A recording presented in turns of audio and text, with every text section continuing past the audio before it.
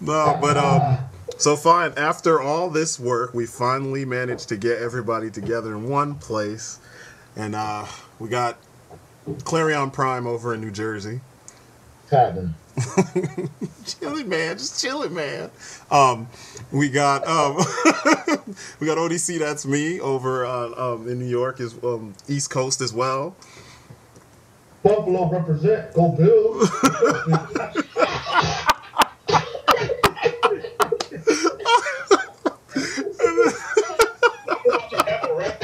Right now. Oh man, and then here in C-Bus, you got me and my homeboy Agent O. What's represent? All right, C-Bus. West, y'all. Oh man, so yeah, we finally doing another Off Our Brains. So I don't know if you guys had any like random things that had popped up that you wanted to talk about. I just have 3 things. One is really important, I guess, because, you know, it's one of the things I'm like big into. The other 2 are just observations. So, you guys have anything? Anything else before we... Yeah, I'd like to touch on how much I hate Tom Brady. I hope he dies of gonorrhea. Oh, that's messed up. I hope his ankle breaks off and he's against the rest of his life. Not that it breaks. He said breaks off, like it flops off on the field. It's never a part of his body ever again, and he's again. That's so wrong. The hell did he do? I hate him so much. He lost them the game. Oh. Well, lost to the Patriots. Won the Is game. what I'm getting at. Yeah. What else is new? What'd you say, Clarion?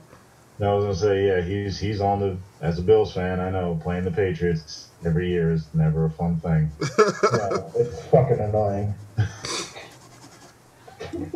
What about I don't know, man. Like for me, moving to Ohio killed my love of sports. So, you know, Ohio State, everything. I'm just like, fuck it. I don't care. You're in the middle of the I know. Ohio State. Not Ohio State, but the. Exactly, right? Therein lies the problem. Exactly. Exactly. So I'm just like, I don't give a shit anymore. I think I got... Like in Jersey, do you guys go to like a Walmart or Target, and do you guys see like Buffalo Bills shit everywhere? No. Because that's what it's like here in Columbus. Like, Yes, you got stuff. where? There's Bill shit everywhere in Ohio? No. Oh. Shit. OSU. For a minute. No, we got Jets and Giants stuff over here, so, you know. But it's not as bad, though. It's nowhere near as bad as OSU. Like, I mean, we've got, like, places... We've got places on campus already that are themed towards, you know, the football team. But then we have places off of campus in the malls and shit like that that are all about, you know, all themed towards the fucking college team. And I'm just like, come on, guys. It's a college team. Calm down. I mean, memorabilia that you wouldn't even think of that would be OSU themed is like OSU themed over here. Yeah, here's freaking... Other than that, all you got is like the Blue Jackets, which, you know. Yeah, like, are the majority of people mostly like Browns fans or like Bengals fans? Exactly, but no one really... I would assume Bengals fans. You guys are closer to Cincinnati. Yeah. Nah, Right. you don't You don't see as much Bengals stuff as you do OSU. not at all. That's weird. It I would is. assume. It's super weird. Yeah, if you occasionally hear... Sorry, go ahead. If you occasionally hear some like yelling, it's little Strydent just going nuts downstairs because that's what he does. He wants to hang out in the man cave, but on Sundays I'm kind of a recluse, so I'm working while I'm, you know, talking to people and stuff, and he's just, you know, he goes nuts about it. So I'm trying His powers are awakening. I know, right? He will not be denied. Yes. I will not be denied, Dad. This is my time now. Oh my God, yeah, he goes nuts, man, and I'm just like, I gotta get him used to Sundays are that day where I gotta work. So Sunday's Daddy's fun day. I know, right? I gotta word it like that. Maybe he'll get it. Maybe he'll be like, "Oh, fun. Yeah, I get you. I get you. I totally got it." But But I want to have fun. so, what about you, Clarion? You got anything? It's been a while. Anything? I don't know that we would normally probably touch on, because I tried to hit you up earlier this week, but somehow my text didn't go through. Yeah, because when I texted you just now, well, at the beginning of all this craziness, trying to get set up and all that, it the text was sitting there. I'm like, are you kidding me? I sent this like 2 days ago. Like, what's going on? So I sent it back.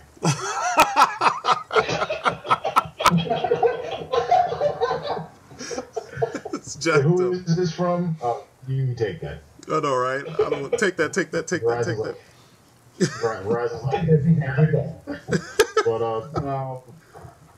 But yeah, I guess like nothing really. Just like, you know, another week go by, and you know, just reminded how much I like hate video games now. And Yeah. Yeah, man. It's It's starting to get changing. annoying. It's changing. exactly. It's the gamers that are fucking it up too. Not even I mean, it's the companies are one thing, but man, lately, gamers and people on YouTube just fucking the shit up. Yeah. Yep. I So- agree. Much. Just like, you know, dipping my head back into that, like, you know, pool for a little bit, and I'm like, yeah, it's not fun anymore. Yeah. So, but we can get into that, you know, during the conversation. But yeah, no big headlines from me this week. I picked up a bunch of things. Cool. I got a ton of shit in. Uh-oh. What'd you I get? got Red Hood, I got Batgirl, Red Robin. Red Robin is way out of scale. Oh my god. Yeah, I don't like that design. I hate it. That fucking fake ass gotcha man shit.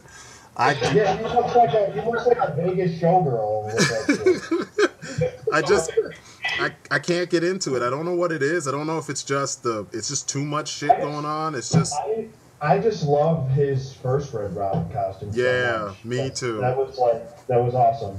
Me too. But I picked up the Red Wasp. She's the- really rare. The red. Oh, I know what you're talking Red about. Barbarian. The like classic looking one. Yeah, the classic one. Yeah. I picked her up for real cheap, like I think $25. That's not bad. I got the Face Off Hulk. That's a and cool Leader. one. That's a cool one. How much did you end up paying that's for my that? favorite Hulk right there, I think. What'd you end up paying for it? 30. What? That's not that bad, because that set usually goes for over 50. Yeah, exactly. And I also picked up a bunch of other shit on eBay. I picked up some Star Wars Black stuff. I'm just fucking around with this Stormtrooper right here.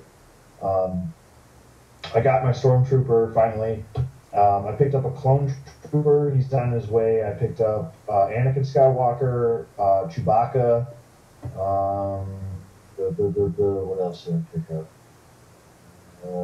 Havoc. I got Havoc, the original one. Oh, cool. With the black suit. This one. Yeah. Bunch of other shit. I've been picking up a lot of Spider-Man villains. I got Sandman with the interchangeable hands and shit. That's a cool one. I've seen that a handful of times. I wanted the shocker that they did back in the day, but it sucked because he has those dumb missile launchers that pop out of his hands. Yeah, as long as you, he's pretty decent if you just pose him without with his hands. Like, he's still a pretty decent like Marvel Legend. They just need to redo that figure. Mm-hmm. Yeah. If they just redid his arms, he would be perfect. But he's got this stupid I don't know why the fuck he's got Do the arms bend? Nope. No, they don't bend at the elbow, but No. they do swivel up the bicep. Yeah. Oh. Yeah, it's kind of weird. I was like, man. Well, since we're talking about action figures, it seems like, I think it was earlier this week, Hasbro pulled the G.I. Joe, like almost everything G.I. Joe from the Hasbro toy shop. And if you do a search for Hasbro, they no longer even list G.I. Joe. Like when you know, normally if you search a toy company and they have like figures or a line that they're known for, it'll have a list of who these things are. G.I. Joe doesn't even pop up. So many of us are just like, yeah, so they officially killed it. You know what I mean? Like, it seems like this is it. Because when you call them to talk about it, they always act like they don't know what you're talking about. I've heard some people say they called Hasbro to complain about something G.I. Joe related, and they said that they no longer own the brand. What? Yeah, I'm like, you got to be kidding me. That doesn't make any sense. So they must have sold it to a third party or something, or to another company. Shit, So, are you serious? so if it's dead, you know, as we know That's it. lies. Yeah, but that. I wonder if Mattel might pick that up. Oh my God! Please. That would be horrific. Yeah, They please. That would destroy G.I. Joe forever. Yeah, I mean, it's weird because like you have this camp, one camp that just says, oh, you know, Hasbro's killed G.I. Joe before. Usually that just means they're gonna put it on hiatus, and then they're gonna bring it back years from now, and it'll be better, or it'll be different, you know, or something. But like in those years when they did that, they still supported it, you know, everywhere. Like supported it at the different conventions, and they supported it like they supported the collectors clubs, and they supported what was already out there. Like, you know what I mean? Like the product still came. It's just new product didn't show up. New concepts, new characters, new stuff. So it's weird that like, I mean, I've pointed this shit out for years leading up to this point. They stopped showing up to conventions, even Joe Con, which is for G.I. Joe. They stopped. They just don't give a shit. They didn't. That would be like if Masters of the Universe and fucking what is it? What's the fucking name of that show? Oh my god, Thundercats and fucking Voltron and fucking Transformers just disintegrated. Yeah. You're like, what? They have like their own cons. What the fuck? Yeah, exactly. Like it doesn't even make sense, right? It doesn't make sense. Tragic about the loss of G.I. Joe. I know, right? And then you see General Hawk like, yo, Joe, in a tear, one little tear. Yeah. one last yo, Joe. It's just bad. It's just messed up. It's a castrated Yo Joe. It's not even like a Yo Joe. I know, yo, Joe. Oh God. It's just it's so.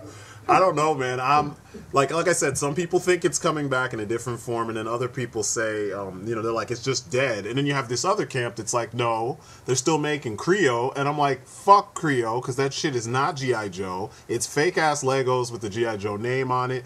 If I want Legos, I'll go buy Legos. You know what I mean? I don't need another company to put. You know what I think? What's up? I think that they're coming back in 6-inch form. Probably, but they haven't shown anything, you know, and that's the weird thing. No, everything that Hasbro does leaks, but like other companies aren't so bad, you know. Like we knew about Star Wars Black way before that shit came out officially, you know, but not so much with G.I. Joe. You don't know, like, I don't know. It could be, and that would be kind of cool. I just don't think I would be as into it because I don't have room. Too expensive. Yeah, and it'll be way too expensive. Yeah, and it's not necessarily because of the process or the engineering or any of that shit. It's just they're gonna freaking charge us like mad. You know what I mean? They're gonna just freaking bend everybody over and just take full advantage. Like freaking slow grind, ashy dick. Like it's done. And you just... That's a weird thing. Like I actually thought, I was worried about Star Wars Black in the 6-inch form. I was like, oh my god, these figures are going to be so rare and like hard to find, and they're fucking everywhere. Yeah, exactly. Yeah, we've seen here at every store we fucking go to. Yeah, but are you that hardcore into Star Wars that you would get every single one? I've always been a big fan of larger scale figures. Yeah. As opposed to like 3 3/4 inch, but with Joe's, like it's always been 3 3/4 inch with them. Yeah. So if they went to 6-inch, like I feel like they might lose a large crowd of people. Exactly, because there'd be no vehicles. So invested into that 3 3/4 inch. Yeah, no vehicles. For I mean, look at all the other people who make Joe stuff. Like True Heroes makes the 3 3/4 inch vehicles. Freaking You got Marauders Gun Runners making weapons for Joe's, and now they're making their own figures. You got Boss Fight Studios, who sculpted, a lot of them are ex-Hasbro employees, and they also sculpted the Marauders Task Force figures, and they have their own figures now. And they're also sculpting the freaking Eagle Force figures, because they're bringing back the Eagle Force. I'm like, it's kind of funny how G.I. Joe fell off, and now everybody's like, yep, I'm coming back. Like, well, I just think that, like, the only reason I think that is because they got Marvel Legends. Marvel Legends is doing very well right now. Which is amazing to me. Yeah, it's amazing. Very well. And Star Wars Black is doing very well in the 6-inch form, and I just think they just want to go for Joe, too. That's just my guesstimation of what would happen within the next maybe 1 or 2 years, is that they might be coming out in 6-inch form. Just to maybe scale everything out in 6-inch form. Yeah, you never know. And plus, it might be cheaper for them to push out figures at that cost, because they're making hand over fist. I mean, it probably costs them, like, what, $2, $1 to make a fucking Marvel Legend, and they're making $22 per figure. But think about it like this. Remember when Marvel Universe started? They said that it was easier for them. That's what segued into the Marvel Legends, is they were like, it's easier for them to make them this size because they've always done it like that. So all of a sudden, then they were like, hey, why don't we just scale up what we've already done? That's how we got that Bucky cap. It's like perfect in 3 3/4 scale, and then, you know, scale it up and add the, what is it, the ankle rockers or whatever, and now you have a better figure. So it's weird in a sense. I don't see them going. It would be backwards if they went bigger, and I don't think that the Joe collectors. I mean, I could be wrong, because most of these collectors are crazy. I'm not even gonna lie. It's like But that's the thing. Star Wars was always known as 3 3/4 inch too. Yeah, that's true. It's very true. You never know. No, they should just stay at 3 3/4. Yeah, they should just stay there and just keep pumping them out. I mean, I don't see what the big deal is. Well, the weird lack of fucking creativity on the marketing side. That's I agree. the problem. I agree. Because they didn't even they even haven't really done anything with the 12-inch figures, and that's the other thing. They pulled a whole lot of 12-inch stuff from Sideshow. And you remember Sideshow was the one that had the license to make the 12-inch figures. They're not doing any more of those. So that's what kind of makes everybody feel like, you know, on all fronts, except for maybe the Collectors Club, which the Collectors Club is shit. I'm sorry. It's like kind of lame, good concepts, but lame execution, and people are overpaying for it, you know? And I'm like, I don't know about that. But yeah, the fact that they pulled away from Sideshow also kind of solidifies that it could be, this is it. You know what I'm saying? Like, it's done. For at least for a time.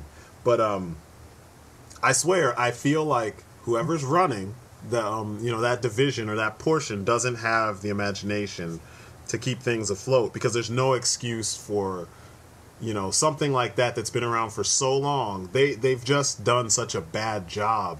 If this was the last year of G.I. Joe, it should have been a big deal, you know? They gave no props to... And they completely didn't give a shit, and you knew that. Yeah. Especially with their quotation mark 50 anniversary releases. Exactly. It was bad. It's horrible. I mean, and freaking Don Levine dies, and they don't even say shit. They're just like, yeah, Don Levine died. He helped create G.I. Joe. End of story. Like, wait, nothing? That's it?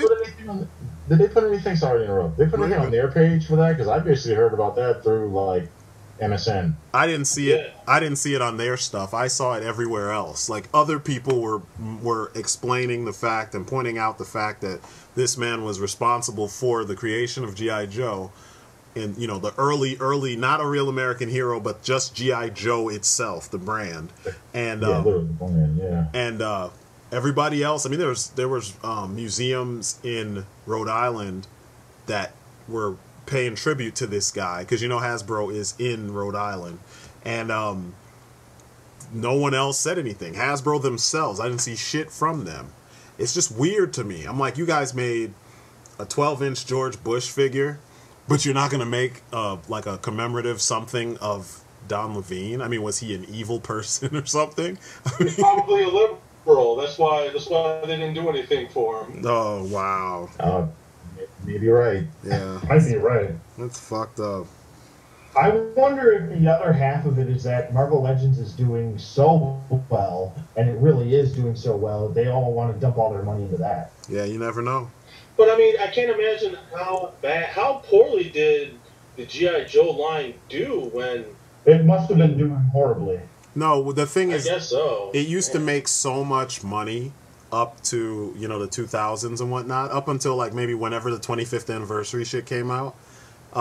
They used to make so... I mean, G.I. Joe was like their top thing. I mean, they had board games and shit, and they had Transformers as well, but G.I. Joe always sold like ridiculous. I mean, the sales figures had always been high. Someone else pointed this out on the Joe fan page on the community page on Facebook, and they were saying like there's like someone found a it was a sales meeting like brochure or whatever, and they posted like it was like it showed several years of what, you know, G.I. Joe was pulling in, and essentially G.I. Joe was one of their top things, but like over the years it kind of declined. But you can't blame it on just the line itself. They weren't offering anything. I mean, if you look at how little amount of product we were getting after the 25th anniversary stuff died down and after Rise of Cobra, it was like you didn't get shit. Pursuit of Cobra, you could hardly ever find the figures anywhere. You know what I mean? Like I was lucky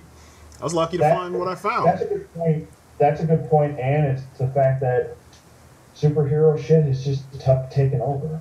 It's taken over the media outlets. It's taken over everything. Well, it's taken over movies. It's taken over action figures. It's taken over fucking everything, man. Well, to a degree, because did you notice that there are a lot of movies that a lot of superhero movies from Marvel and that are of Marvel properties. I'm using them just as an example, and even shit DC stuff, but it's lesser with DC because they have less releases as far as films go. But Marvel hasn't taken advantage of all the movies that were released. You know what I mean? Like, they didn't do anything for that horrible Days of Future Past. They didn't do anything for the Wolverine. I think there was one figure. Which, by the way, sorry to interrupt. No, you're good. By the way, I saw a commercial for the DVD the other day, and it said, "Best comic book movie ever." Oh my god! No, for Days of Future Past. I don't get why they keep saying that. It didn't even make as much money as the first two X. It didn't make. It's horrible. Yeah. But it was just a fucking terrible movie.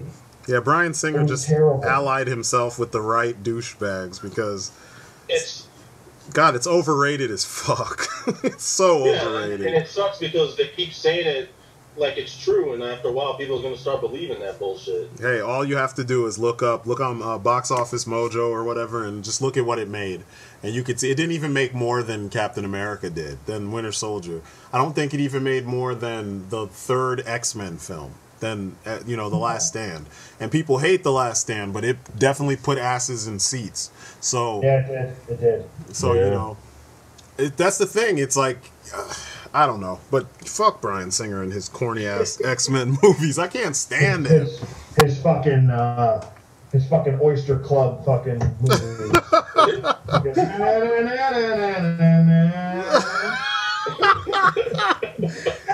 his love letter to Wolverine. Wrap some leather around and just go fight each other.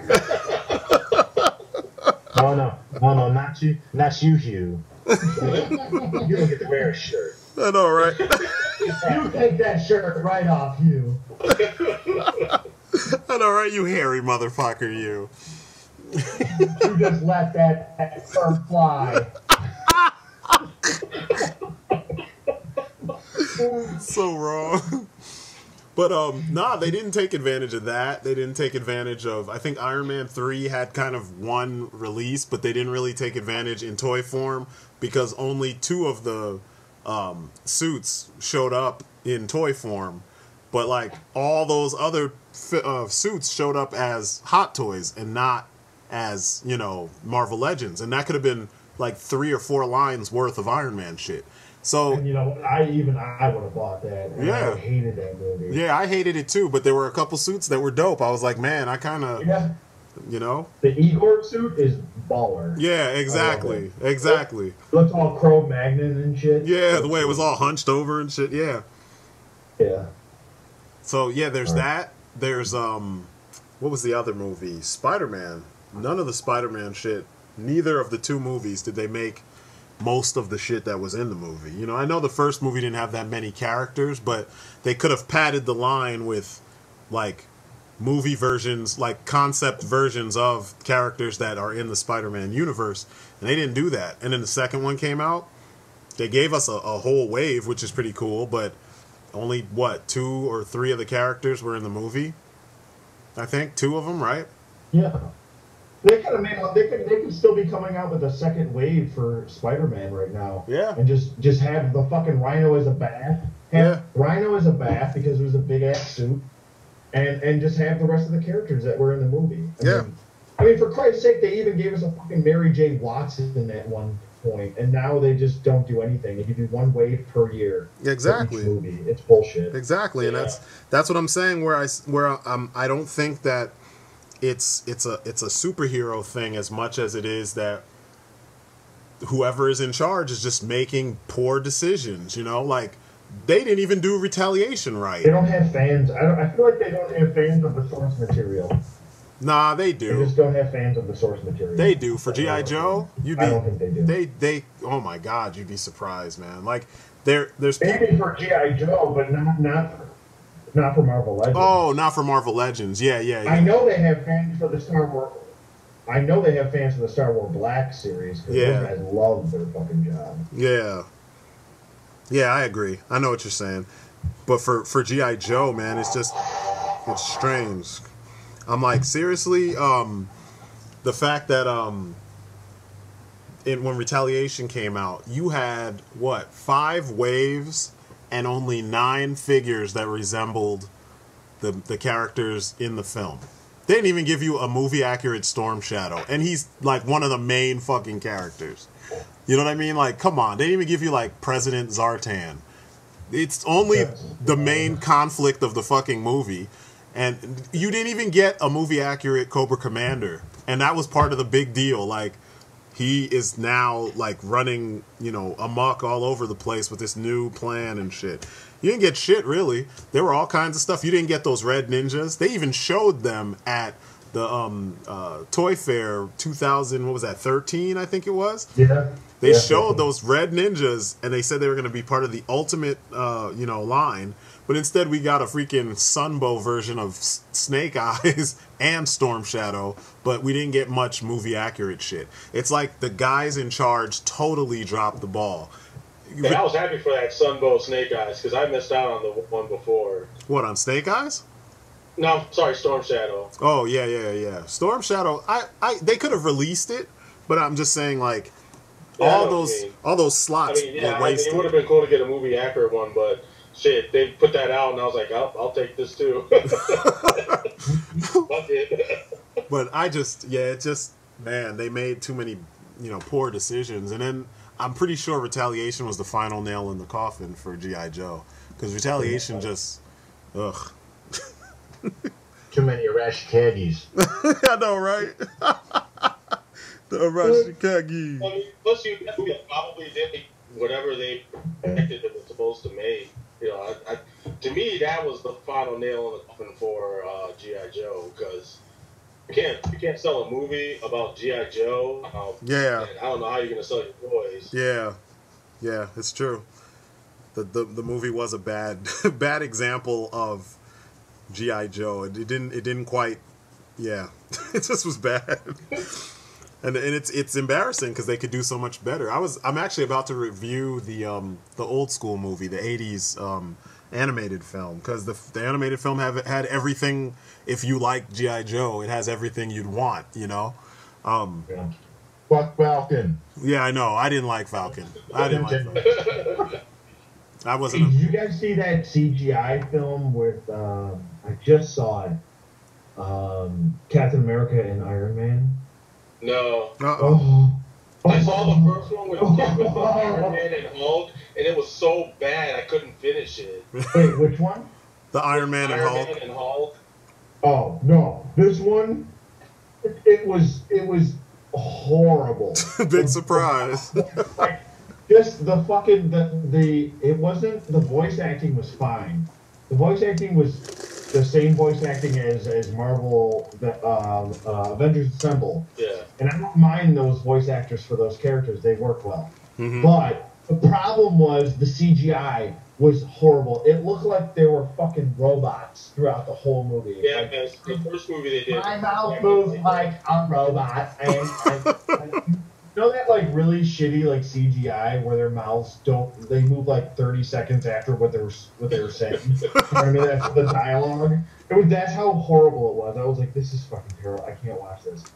But like, they were all, and it was so weird because they were like trying to be like comic book accurate while using the movie versions in CGI form. Wow. I was like, what the fuck is going on in this movie right now? It was terrible. Horrible. Don't ever watch that. Yeah, Marvel. Watch it for free. I saw the previews for that, and I was like, nah, I'm gonna. Yeah, exactly. Yeah, because nothing animated from Marvel has been up to snuff since they cut off Earth's Mightiest Heroes. I mean, I loved that show. A lot of people said it was good, and I'm seeing episodes of. I stopped. It's not that bad. Yeah, it's not as bad as I thought it would be. In the beginning, though, I was frustrated with the whole the Secret Invasion bullshit because it just seemed so obvious because there were all these changes, and it was like, wait, that it's obvious that that's not Captain America because he's not even wearing Cap's gear, and like, you know, it's obvious that Nick Fury is not the real Nick Fury because it's a whole different guy right now. Like, there were so many little obvious things. Like, if you were a little kid, you'd be like, yeah, that's some kind of, you know, imposter because he didn't look like that when we last saw him. You know what I mean? Like, exactly. He was wearing like his ultimate cap uniform or something. Yeah. And it was like, wait a minute.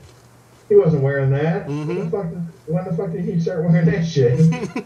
So it was like these cues, and I guess they thought they were being clever. But I'm seeing more episodes. Like, I've been like just trying to look on YouTube and see which episodes were the best ones, you know. And I'm seeing. I like the episodes after the Secret Invasion. That's what seems. It seems like that's where all the good shit is. And I stopped right before the end of Secret Invasion because I was like, you're insulting my intelligence with this bullshit. Like, I can clearly tell you every hero that's an imposter right now. And the book wasn't even like that. The book was way better written than that. Yeah. Yeah, there was those episodes after the Secret Invasion crap, and then there was that episode with Scott Lang and Iron Fist and Luke Cage, and that's probably my favorite episode. Like, the tone, some of the art direction, that shit was just, it was like where everything actually came together. Yeah. That shit was nice. And it was nice like that. They had a pretty decent focus and balance on that show. Like, it wasn't too much of one character like most shows do. It wasn't like all Iron Man. It was it felt all Hulk. You know what I mean? Like, they had a pretty decent, good balance of characterization throughout the whole group of people. And they actually had like a lot of good cameos in that show. Yeah, I'll give them that. I just hate the Iron Man focus because overall the show feels Iron Man focused. A little bit, yeah. In the beginning, especially in the beginning. Yeah. Because it's all about him. Avengers Assemble, it does, definitely. Avengers Assemble is all about Iron Man, yeah. I mean, they do have their episodes. I was surprised how much screen time and how many episodes were actually devoted to the Falcon, because I was expecting him to be a background character. Like, Black Widow was the background character of that first season. Yeah. Which fucking surprised me, too. And she didn't even show up till later in the season, either. Yeah, she would show up here and there, but then they would take her out of episodes, and they would give the excuse that she was doing jobs for Nick Fury. Yeah. That fucking show has horrible animation and bad writing. I'm surprised that Man of Action still gets work. Those guys can't write for shit. Every episode is like, here are the Avengers. Here is a problem. Here's a random fight scene. The Avengers get their ass whooped in that fight scene. Here's how you deal with the problem. Another fight scene. Everybody's ha ha ha ha ha, and credits. I do like their banter in that. No, that's brilliant. The banter I did dig. That was, I actually got a few laughs out of it. Well, yeah, I'm saying like be a really good movie if they did it right, an animated movie. Just do Civil War, man. I know, There's right? so much shit that you could do with Civil War. I agree. Animation-wise, because you could throw in so many characters and not even have them have a speaking part, but they have a good role in the story. It's just like fucking Justice League Unlimited. Like, you even saw, like, oh, there's him, and, like, or there's fucking Zatanna. Even though she doesn't have a speaking part, she still show her beating some ass or doing something. Yeah. You know what I mean? Yeah, it would make sense. That's what I'm saying. It's like, it almost feels like, in some ways, their animated department is just as bad as Hasbro is with G.I. Joe and shit. Like, they're lost. Yeah, because, like, why are you making up new shit? Like, Rise of the Technivore? Really? Like, did we... Shit was terrible. Yeah, I could have told you that. Like, why not do, like, Iron Man, like, the Armor Wars? Why not update that story and just tell it to a modern audience? That shit was awesome. That way we get to see all the different suits, the classic suits and all the villains that took his tech. I'll tell you why they did Rise of the Technovore. Wow. It was to appease to both comic book fans and comic book fans that are deep into the bullshit anime that we have now, because that's what that Rise of the Technovore felt like. Like, the elements they added in with making Stain's son look all like straight out of a fucking Japanese anime and not like out of a Marvel comic. Yeah. Some of the designs were like for that dude's suit compared to like Iron Man. Just like you have Iron Man comic book, then you have Stain like straight out of a manga. Like, then it kind of clashed. I don't know. To me, that's why I think they did that film. Yeah, but I don't know. I guess that's the same reason why they did that Avengers Confidential, and that was trash. That was garbage. God, that was trash. It was just like every chance they got, they're showing you Black Widow's crotch. She's like doing a backflip, and the camera is somehow like positioned so they can see right in her crotch. Right up her hoo-ha. Yeah, it's like, really? Oh my God. It's like, well, I don't want to see an animated vagina. Yeah, exactly. Nothing. Show me a real life vagina. I know, right? See an animated one. Can't beat the real thing.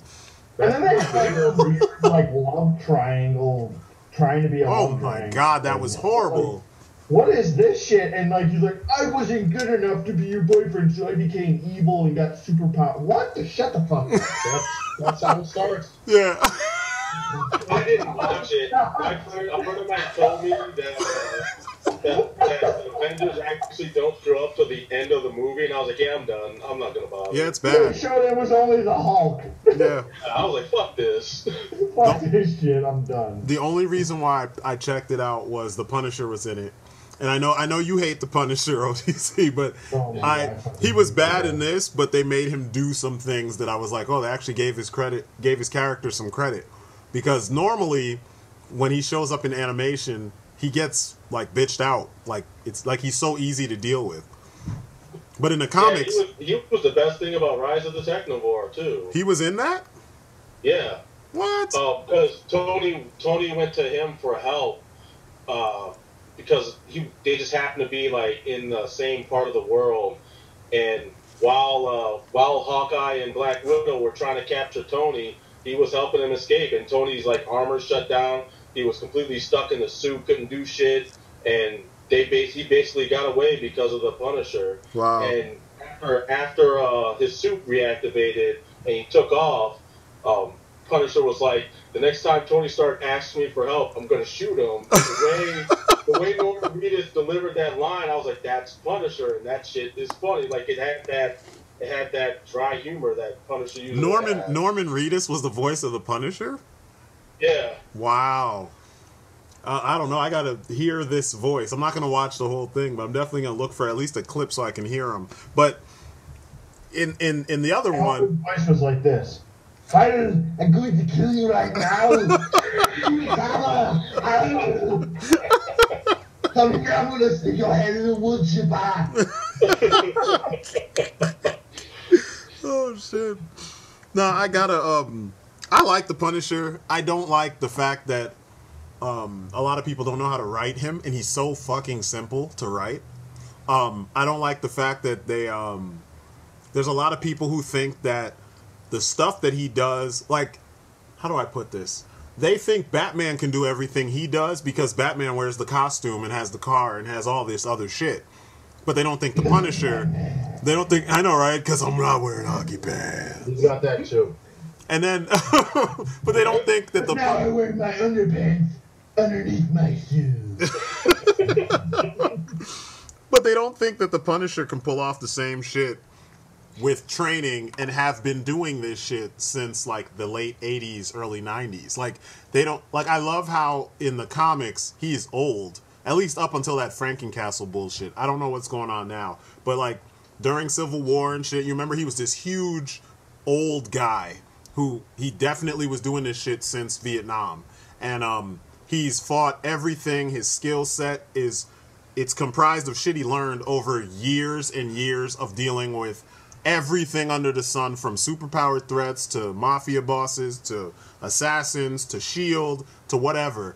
Whereas like Batman is like half the guy's age perpetually, and he doesn't have all the same level of experience. Like, you know, like, and people believe Batman can just win everything. Whereas like the Punisher will actually rob S.H.I.E.L.D., steal weapons that he could use to fight the superpowered threat that he needs to fight. You know what I mean? And then you're like, okay, I guess that makes sense. That's what I would do if I didn't have the powers to do it and I could sneak into S.H.I.E.L.D. I'd get the weapons I need. But, I don't know. People forget that he used to do Black Ops. Like, Yeah. Like, dirty wet word. Yeah. People forget that he used to do all that shit. Yeah. So I think when he's written right, he's a cool character. I mean, he doesn't have to have that much dialogue. He just has to have very, like, Jason Bourne-ish kind of, you know, situations and whatnot, and his reactions have to be kind of that quick and that deliberate. And, you know, the explanation doesn't have to be, you know, exposition, verbal exposition. It could be visual, and we can be like, you know, okay, I get it. That's why he did what he did, and it makes sense. But that's not how they write him. Now they write him like he's the Juggernaut. His bullet. Well, yeah, that's how they write every. That's how they write every fucking character now, because we have really shitty writers writing comics. Right? Yeah, pretty much.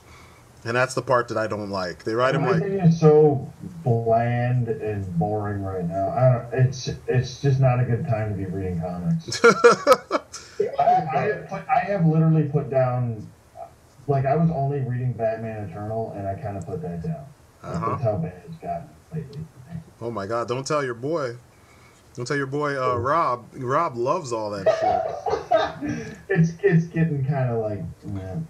Like, I feel bad because like I'm a fan of these characters and I love comics, but in the last like 5, maybe 10, since the New 52, I've literally stopped reading comics. I go back and I read old shit. Like, I've been buying comics from the 90s up to about the early 2000s. That's what I've been doing too, yeah. I just can't get and down. I don't blame you, because they had better stories, much better fucking illustrations. Yeah. And then it's weird too, because when you talk to these modern fanboys or like modern comic book fans, and they tell you that the shit is good that's being written now, and then when you read it, having read comics, it's not good. Yeah, it's not good. It's just like, wow, how did we get here, you know?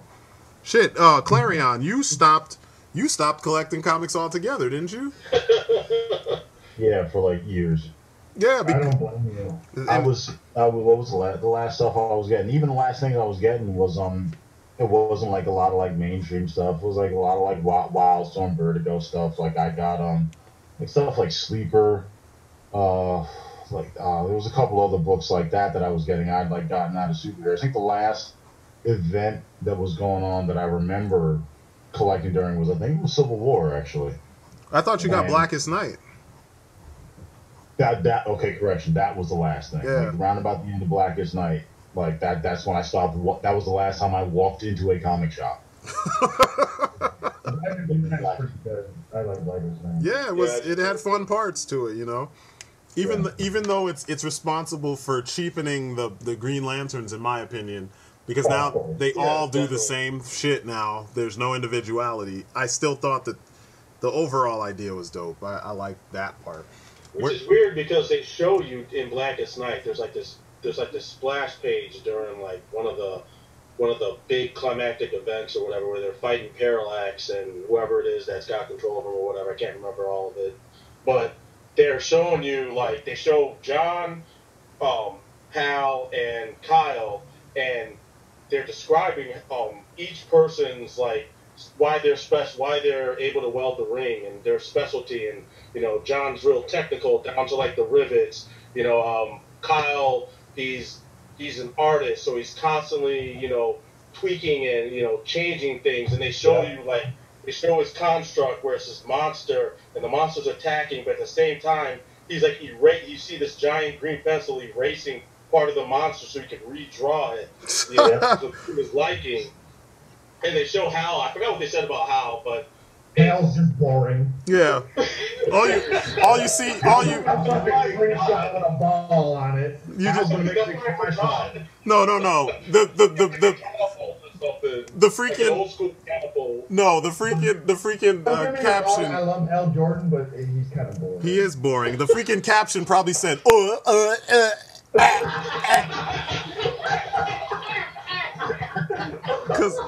because that's what they do with him. Like, freaking Jeff Johns loves Hal Jordan, so everyone else has to take a back seat to him for no fucking reason. Bullshit, because Kyle Rayner's a way better fucking Green Lantern. All of them. John Stewart. Yeah, all of them are. He wanted to John fucking, Stewart's probably the best Green Lantern, hands down. and he wanted to kill him.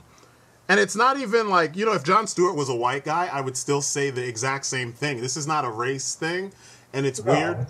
It's weird because, like, he wanted to kill John Stewart. Like, he was like, no. Because everybody got used to this guy's thought process, and they're like, okay, he's the technical guy. He's the kind of OCD, you know, he was an architect. It makes sense. His mind has to work this way. And he totally was like, nope, it's got to be my boy or nobody. It's like, come on.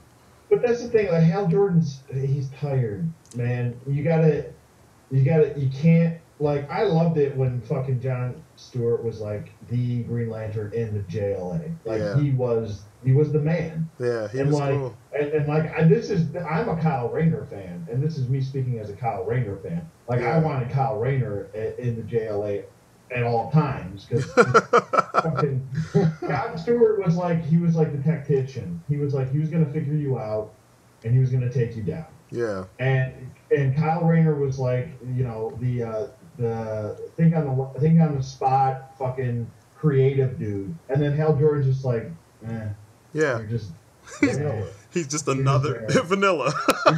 You're just a fucking vanilla fucking. You haven't changed since the fucking 50s. Yeah, like, you're boring. Get out of my face.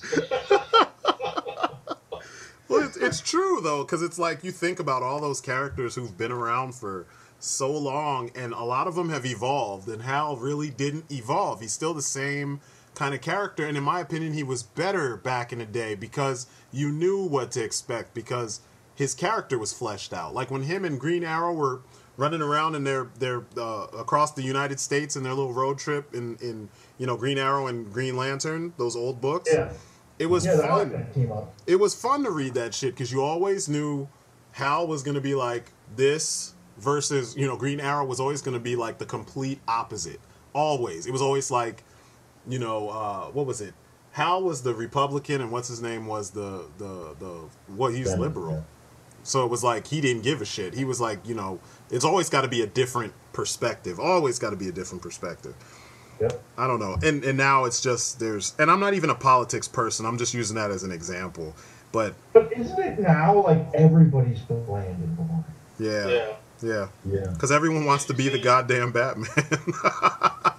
Batman's the only one that's not bland and boring, but Batman used to be kind of bland and boring. Yeah. For a while. He had his bland and boring run. I think it's coming back. Batman had a bland and boring run. It's coming back, though, because that's why, think about it, you're not reading them now, because it's coming right back. I put it down. Yeah. I was on, what was my last issue? I think issue 19. Yeah. I put it down. I said, nah, I need a break. Yeah. It's too much, man. We need. I actually picked up the Thanos Imperative, and I'm gonna reread that because I haven't read that in a while. Yeah. The trade. So I'm gonna pick up that. I'm gonna try and read some older. I want like some more mid '90s stuff. Yeah. DC and fucking Marvel, because that's like where the fun stuff was for me. I agree. I mean, like the books were fun, and that's what we're missing right now. They're not fun. It's like a chore to read some of this shit because everything is so fucking morose and so fucking like, you know, the earth shattering. Everything is like the end of the goddamn world every day, and it's like, you know what? You heroes suck if every day is the end of the world. You can't be that bad at your job that every fucking event is the end of the damn world. You know, and I'm tired of that shit. Marvel is perpetually the end of the world. Yeah. And I'm like, you guys suck. You really suck. It's just like... That's how Marvel's always been. That's true. Because you remember when... the JLA met Superman met Captain America. He's like, how did you let things get like this? What's wrong with you? Supposed to be the staple of what's right and wrong. Exactly. Everything is fucked. Yeah. It's strange, man. I can't take it. I'm tired of that shit, so I stopped. I haven't read a mainstream book in so long. It's ridiculous. I've just gone back. Like I said, I've been reading old X-Men books, old Ghost Rider books, old Punisher shit, Wildstorm books from back in the day. Like, I went back and I'm reading through Wildcats, and I know a lot of people try to give that book shit, but it was fun as fuck to read, and that's why I read it. Wildcats? I don't know. I guess it wasn't ironic, you know. It got absorbed by DC and it disappeared. Yeah. Like Milestone characters did. Yeah, I know. What a surprise. Yep. DC absorbed something and don't do anything with their what was it, Stormwatch or whatever? That disappeared too. Yeah. And they tried to put that out again, and it was like nowhere near as interesting as what it used to be. Of course. I don't get it. I don't get why they do that with their books, but that's why I don't read them. I stopped. I'm just like, dude, I want interesting shit. And I liked the one thing I really liked about Image and all their various little imprints underneath the Image banner was that when they all got together, the universe felt as fleshed out as Marvel or DC. You know what I mean? Like, you knew Spawn had his little corner of the world where he hung out and he dealt with specific threats. He wasn't stuck there, but this is where you would find him. You knew when, like, when they got to his corner of New York or wherever he was, the art always changed and you always knew, oh shit, this is a Spawn story. If Cyberforce and them were like in the future, so you knew they were dealing with other shit, and they had a specific style, so when you started seeing cybernetic mutants, you're like, oh shit, Cyberforce, you know? Cyberforce, and everything had this feel to it. I mean, there were corny ones, like fucking Wetworks. Bullshit. I hated that book. I was like, I bought the first couple issues because the art looked cool, and then after a while, I'm like, these guys are fighting werewolves. I was like, really?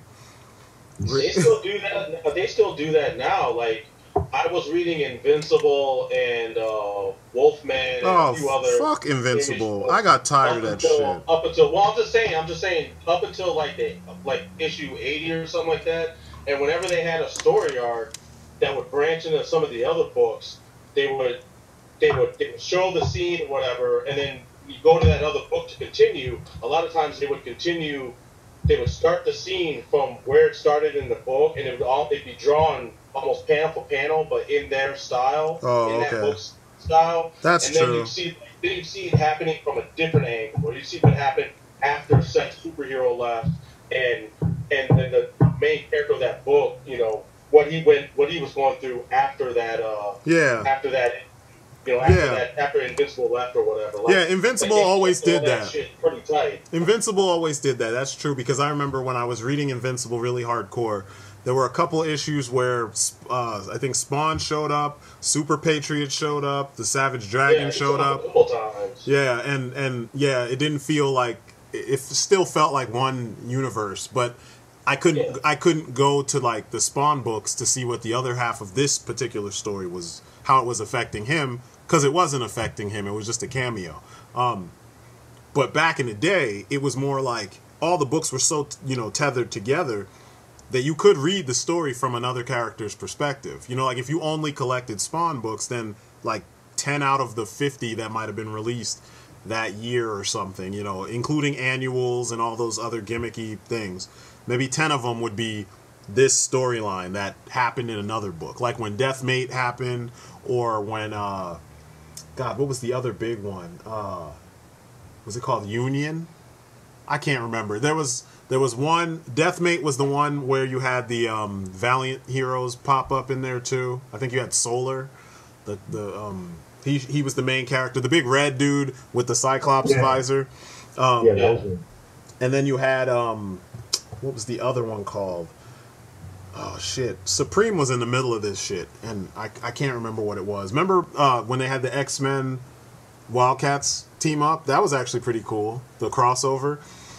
It was a black and white period story with Wolverine. It was drawn by Travis Charest, and Wolverine was all short, and he had met Zealot way back during like whichever one of the world wars it was. I can't remember. Shit, I think they were fighting Nazis. So yeah, but I don't know. To me, those things were more interesting than what we're getting now. I don't understand what we're getting now. It's just boring. It's lack of creativity.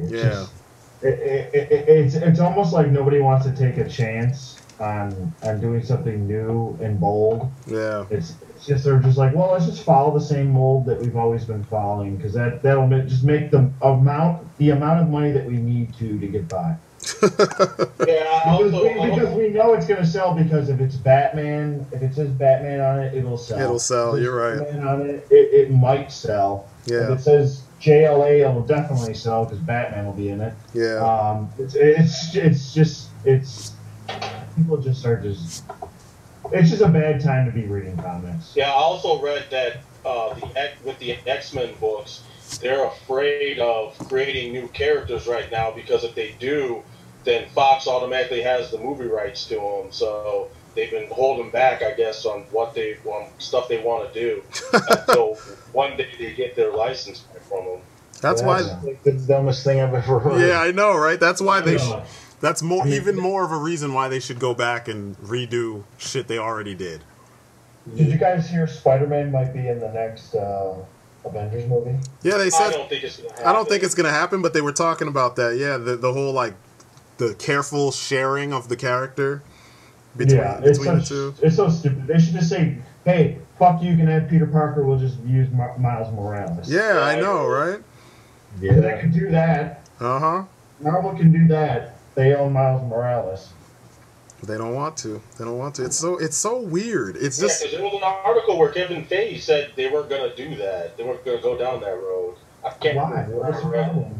I think it would probably be a better Spider-Man than Peter Parker.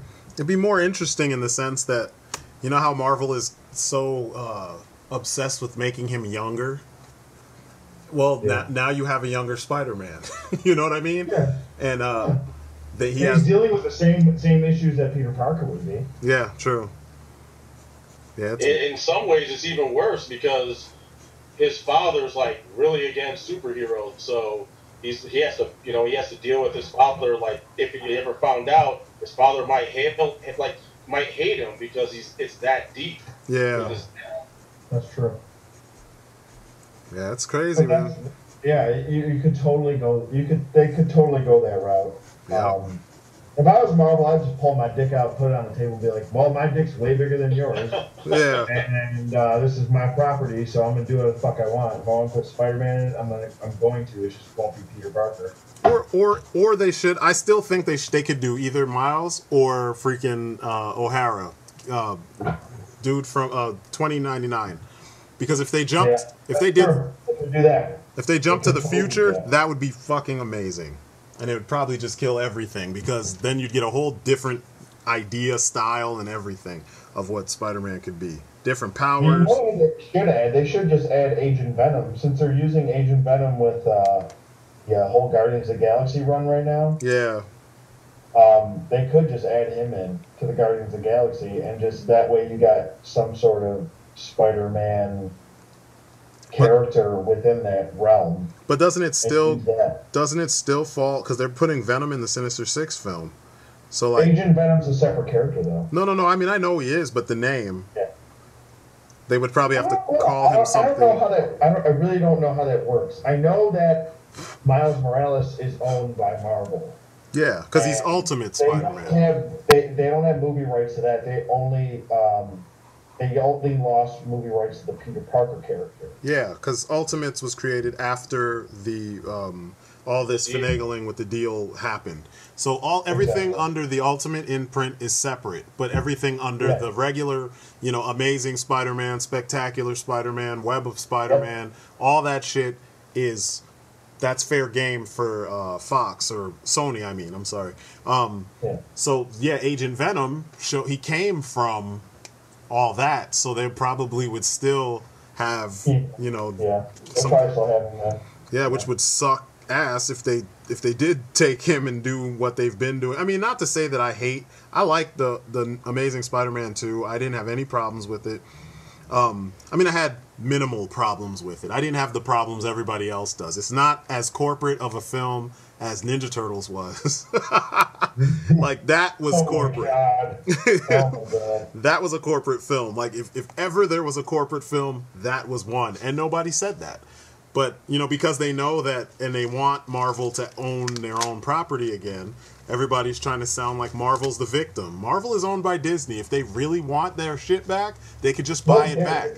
They will get it. They'll just be like, well, we have more money than you do. Yeah, like, here's $1 billion. Now give it to us. You want this money. No, that's basically what would have to happen. That's probably what's going to happen.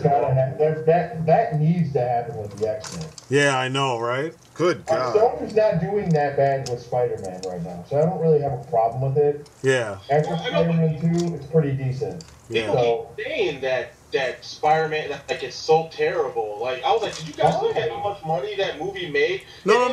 Fuck the overseas alone. Fuck the amount of money. Movie twice. I've never seen the Spider-Man movie twice. Yeah, but screw what it made. Just the movie itself.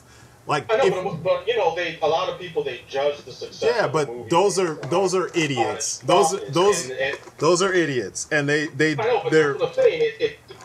Their logic doesn't make sense. Their current logic doesn't make sense with their past logic. Yeah. As far as what constitutes as a movie, being a success or a failure. Like, when the movie its opening weekend, they said it was a failure because it only made like 93 million. When Cap 2 made 95 million, I was like, okay, what's the big deal? Like, $3 million off? Is it really that? Like, does that really constitute a movie as a failure? Yeah. Like, most movies made close to 100 million in their opening weekend. That's true. How in the hell did that constitute as a failure? Yeah. And that was just domestically. That wasn't even overseas. That wasn't even counting overseas figures. Yeah. The shit boggles my fucking mind. Like, that movie's made more money than Man of Steel. Yeah. It's made... Oh, fuck. Like, I don't know if it's made more money than Amazing Spider-Man 1. It definitely did. I just don't... I cannot see how they can consider it still a failure. And it's the 5th Spider-Man movie in... it's the 5th Spider-Man movie in, like, the past 10 years, and it's still turning those kinds of numbers. Like, those people need to shut the fuck up, because they don't know what the fuck they're talking about. Exactly. How much did the Amazing Spider-Man make? The first one? Yeah. I don't think it made much. I can tell you that much. It made much either. It was. I think it made enough to do the sequel. Yeah. It was like certified. That movie was terrible. Yeah, well, it was boring, man. It didn't have enough personality, and like, it was just ridiculous. Yeah, and a lot of people liked that one, and then said that the second one was garbage. And I'm like, wait, did you actually watch the movie? Like, live in the fucking Twilight Zone? Yeah, I heard. Are they staring at the same screen I am? Yeah, that's what I'm saying. I don't get it. I don't get it at all. And I was surprised because I'm like, how can you say that? How can you say that a movie? I mean, just watching him swing. Like yesterday, I watched it with Little Strydent, and he knows who Spider-Man is. He's won. He's fucking laughing and smiling, and he's happy to see this dude because didn't Spider-Man seem happy when he was swinging around? Oh yeah. I mean, it seemed like he was so free, and it was like even a little kid, a 1-year-old with no little frame of reference can pick up on that, and adults are like, that shit was corporate. I didn't like anything. It didn't look good. Like, yeah, that movie made about almost $760 million. That's terrible.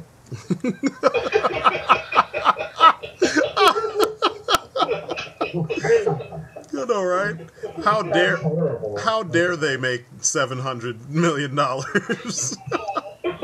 It was just like the lamest, most generic plot of all time that's been used over and over and over and over again. You talking about? I'm a lizard. I'm gonna turn everybody else into a lizard. Yeah, I know, right? That part was lame. Guess what? I mean, but the funny thing is, that's what he did. Guess what, lizard? I don't care. I didn't have any frame of reference for like what the lizard really did beyond like I think for truth be told like the Fox cartoon show. Yeah. Yeah. And I'm like wait, this is what this movie's gonna be about? And then it may have been you, Strydent, was like, yeah, that's kind of what he does. I'm like, they actually decided to make a movie around this? Yeah, I know, right? It was just to be different. You could clearly see they were just trying to like, yeah, it didn't make sense. They should have picked something else, man. You know, that should have been a subplot. Like Lizard should have been turned loose by someone to do this while something else was going on in the background that was much more interesting. Yeah, I agree. They could have had Morbius. Felicia, I need plasma. The public wants to watch. Yeah, I know. Watch the same thing over and like to say it's the greatest thing ever because we're robots and we just watch the same thing and that's what we're programmed to do. I was gonna say to like build on what you said before was like again you want to talk that. Yeah, I agree that talking about how much money a movie made isn't like, you know, a way to judge a success. But yeah, even look at like the returns from Transformers 3 to 4. Because again, like, people want to talk about how that movie is a success because people want to go see it. I'm like, I just checked on like Rotten Tomatoes now and like 3 made $340 something million and 2 only made $245 million. Yeah. I mean, obviously, you know, there's the time difference between the two, but I'm like, I'm still pretty sure it's not on pace. Yeah. Like it's way behind pace. So maybe I don't know. Maybe people are talking with the dollars now. Maybe I don't know. Because Transformers was a brainless fucking movie. If there ever was one, it's like the epitome of brainless. I mean, they made 4 movies with the exact same plot. 4 fucking times, the same characters, the same plot, the same MacGuffin. They just name the thing something different each time, and then it's the same, like, setup, the same structure, the same everything. Some of the same jokes. How many times did somebody's pants fall down in Transformers movies? You know what I mean? Or how many times did somebody get up in someone's face with their genitalia kind of, like, in the area? You know what I mean? Like, it just seemed weird. It happened so many times. Or people getting peed on or legs humped or something uncomfortable and sexual. That shit happened in every single one of the movies, and supposedly they're aimed towards kids. I don't think so. Those are now hallmarks of the franchise. It's what identifies our property. I'm convinced that none of these movies that are like superhero movies, none of them are aimed towards children at all. Yeah, no, they're not. None of them are. They're not. They say, oh, they're kid friendly. No, they're not. Maybe Guardians of the Galaxy. I'll give them that. That's probably the first one in years. Maybe, but there's a lot of killing in there. Yeah, but there was no like blood and like, you know what I mean? It's like it alluded to the death. It's easier for kids to not care because if an alien gets killed that doesn't count. Yeah, then it doesn't count. But a kill is a kill. I don't know. Yeah, you're right. You're right. I agree. Like, look at all the Nova Corps that died. Holy shit. Yeah, I know. The fucking Nova Corps was disintegrated. Yeah. Like all of them. Yeah, pretty much. Yeah, you're right. Bloodless. So yeah. It's okay. You just saw them explode. Except for that one guy, you see him, like, get crushed in his ship. Yeah. But it's the same thing. Like, nobody bitched about all those people dying, but everybody bitched about all the people that you didn't see die in fucking Man of Steel. Which they're actually going to address in the new movie. Prince. Yeah, it's gonna be part of the plot in the next movie. You're right. I don't know. It's weird. Like, I still don't care, but I have a feeling that the way people I have... think it's gonna be a good movie, dude. Yeah, like the way that people have reacted to the first Man of Steel, I think they're going to take that shit and use it to their advantage as part of the plot. That's what it seems like. And it seems like David Goyer has like nothing to do with these films anymore. Yeah. So I'm like, thank God. If that's the case... Cut that motherfucker off. Yeah. Stuff. Too busy jerking off to She-Hulk.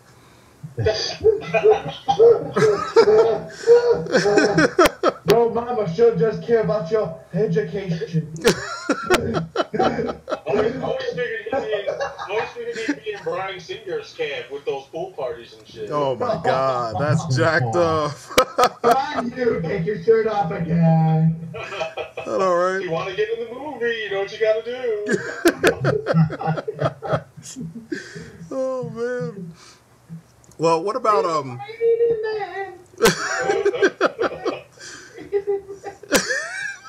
so wrong. Hey, listen, I got a question for you, ODC.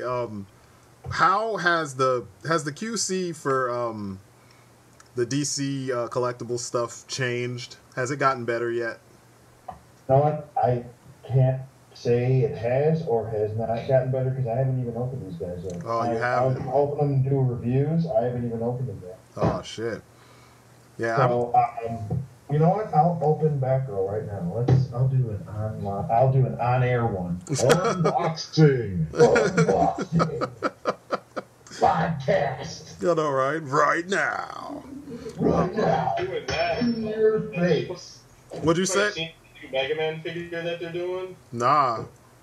It's some new company called True Force Collectibles, and it's based off. The design is the April Fool's joke Mega Man, and that shit looks legit. Fuck that shit. I don't want to. Why would I give a shit about that?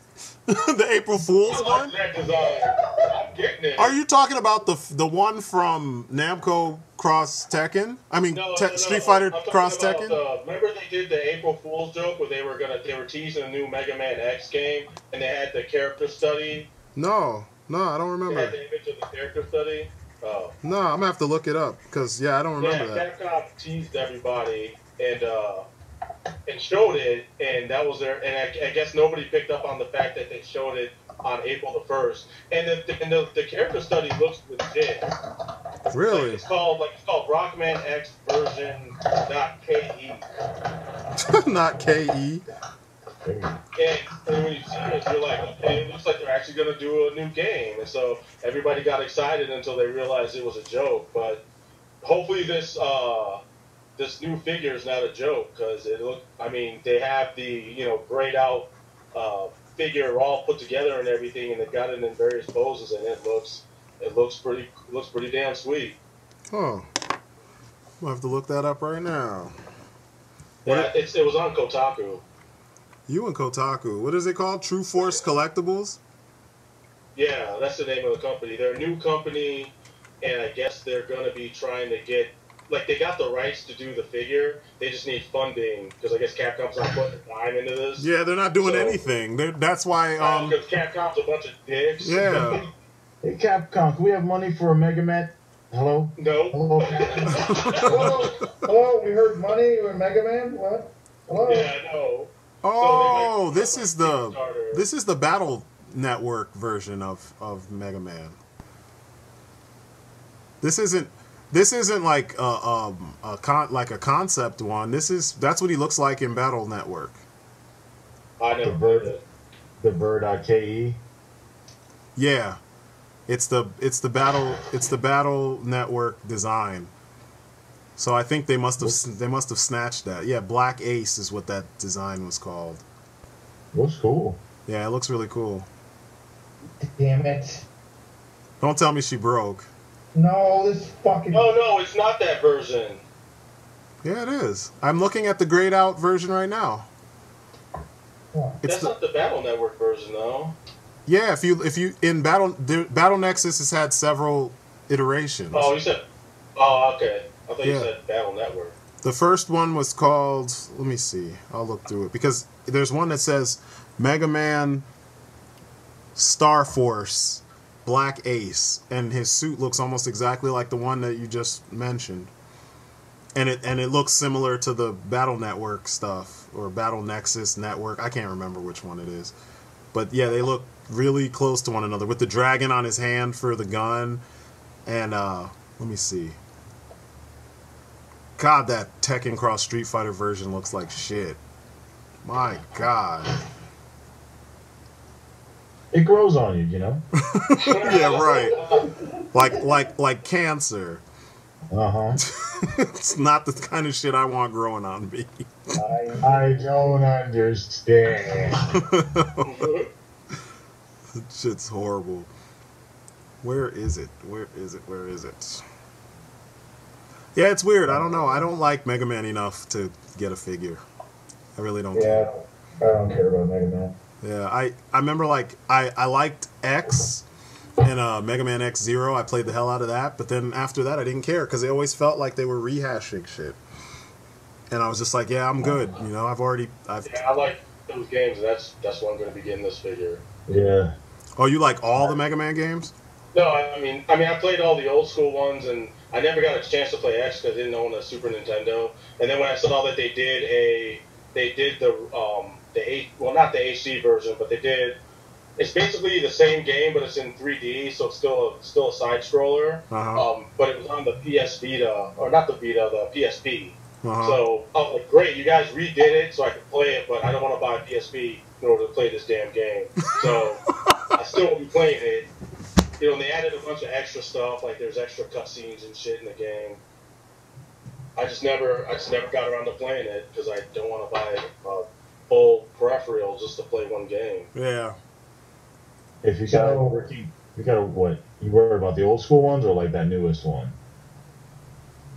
No, I'm talking about it was called Mega Man X something, but it was the PSP game, and it was the SNES game, the first Super Nintendo game, but it was all done in 3D. Like everything was recreated in 3D, the character designs, the levels, all that shit. And then they added like a bunch of animated cutscenes and stuff to flesh out the story more. Okay. I can't remember that. You're talking about the Anniversary Edition. Didn't they release that for the PS2 also? I know one of those games was released it was specifically on the Anniversary Edition, but it wasn't available anywhere else before. Yeah, I'm not sure. So, Batgirl, her boot is annoying. I was going to say that. That's the first problem with her. Her boot was like, I don't know, whoever tucked the leg joint into the boot part, but they, like, tucked it in wrong, so it's like the boot is folded into where the leg joint meets. Aww. So it like wrapped the fucking where the bat symbols are on her boots, the top of her boot. Yeah. The fucking wing part was like tucked all the way in. I just had to like pry it out, and now it just looks weird on the left side. I'm getting a fucking voucher. Yeah. Fuck you, collectibles. Fucking DC collectibles for your bullshit. So I guess I'll be giving away a Batgirl sometime.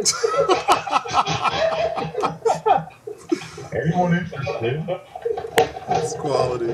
Oh god, that was something. I mean, I've been hoping. I swear to God, if right when it comes off, I'm gonna fucking throw it against the wall. Oh, I just came across the Mega Man you guys were talking about. I see it. It looks like Mega Man X, but not Mega Man X. Yeah, with vents and extra line work and shit. Yeah. Yeah, I see. And you can tell on the figure that like there's gonna be panels that open up like in the designs for the the dash propulsion and even on his back it looks like it's gonna open up to show all that, which I think is pretty damn slick. I love when they throw in those little extra added bonuses. Dude, her fucking hand doesn't hold the grapnel gun. What the fuck? Wow. Lame. Shoveling this into her hand. What the fuck? Come on, oh, you knew this was April Fool's as soon as you heard new Mega Man. Exactly, because they don't As care. much as, and again, I'm like a Mega Man fan too, so like, I would have, again, had I like, had my ear to the ground, I'd have been all over this too, but yeah, that looks promising, but they don't do. Yeah, they don't do Mega Man. Oh, fuck this gun. Oh shit! So I take it doesn't work. We're talking 3 stars, maybe, like 3-star review. I don't know that. I'm still angry. Uh-oh. What happened? She can't hold her basic... She doesn't hold the... It's a cool gun, but the gun's too wide for her hands. Oh, my goodness. Fucking dainty little hands. So, and her fucking boot looks like a goddamn disaster. She's a girl. She can't have big guns. She's a girl. She's a girl. She doesn't know how to use your gun. Guns are scary. Yeah. See, this is getting a refund on this one. See, this is... You see, that's me.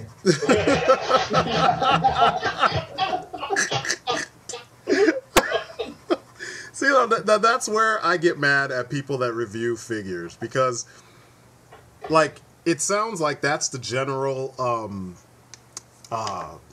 Consensus? well, no, that the size of, like, something like the handle, the size of the handle of that gun, and how it's not big enough for her hand, like, it's not small enough, I'm sorry, for her hands, that's something that, like, everyone who buys the figure should be able to see this. And, like, no one that I've seen said that the gun was too small for her hands. Like, or too big for her small hands. Like, they didn't say you had to pry the hands open to get it in there. They didn't... Everybody just was like, meh, grapple. Oh, it fits right in there. No grapple problem. gun, no problems. Yeah, and I'm like, really? Like, I'm expecting there to be something, because we know DC Collectibles is always kind of screwing up with something. And I mean, she's got good fluent articulation. Yeah. Even in the head, like the face sculpt's pretty decent. The eyes are the eyes are fine. But it's just like, I don't know. It's, like she does good splits, but you can't bring her fucking legs forward because the way her fucking lower torso is sculpted. Her legs can't come forward? No, they only come forward a little bit. What? Yeah, it's really... Here, I'll put it on camera and I'll show you. That's crazy. Sorry, everybody. I know I'm not... You don't get to see. Alright, here she is. Okay, I can do splits. Uh-huh. Oh, wow. But now, when I try to put the leg forward, you ready? Uh-huh. That's it. That's What? as far as... Wow. That's lame. Horrible. Oh, my It's God. horrible. And And how... like, here's the boot part that I was talking about. Yeah. It's like tucked in.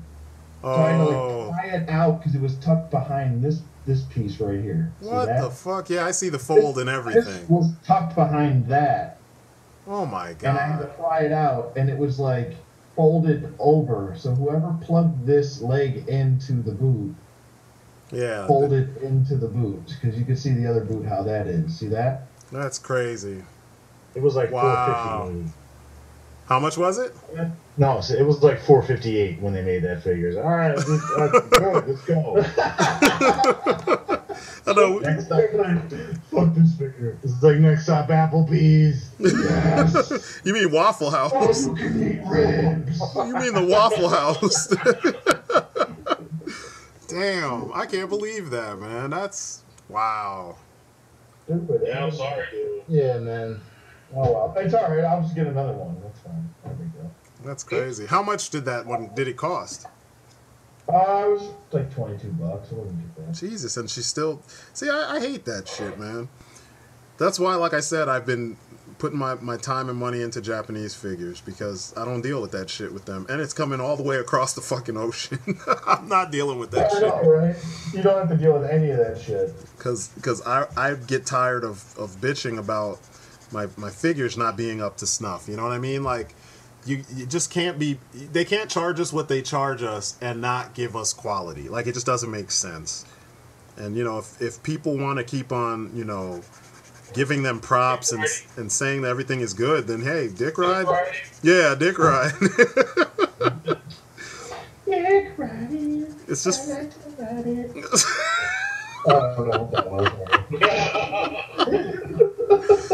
It's just annoying though, and it's one of those things. It's like, if that's what you guys want to do, hey, you know, I'm so tired. Like, I love Batman stuff, and I love the character, and I love the fact that we have so much to choose from, but I would love all of it to be quality. Considering he's so popular and he makes so much money for DC Comics, nothing with the Batman logo on it should be shitty. You know what I mean? Like, no, that should be Premiere. Exactly. It should be like the best shit you can get, because he makes them so much fucking money, hand over fist, just with the mention of his goddamn name. So we shouldn't be dealing with that shit. But still, we constantly have shit in the Batman, specifically in Batman's, you know, universe, that's, you know, shitty. It's just not quality, and it's like, that makes no sense. It just, that should be impossible. But I don't know. She still has clear pegs too. Oh God. Why can't they just get rid of that shit? I just don't get it. Yeah. She's got a clear head peg joint for her head. Yeah.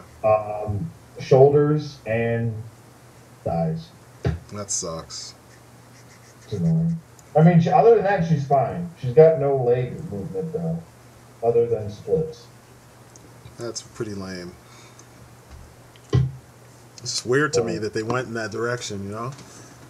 Oh. God, that sucks. They stepped it down a peg. Yep.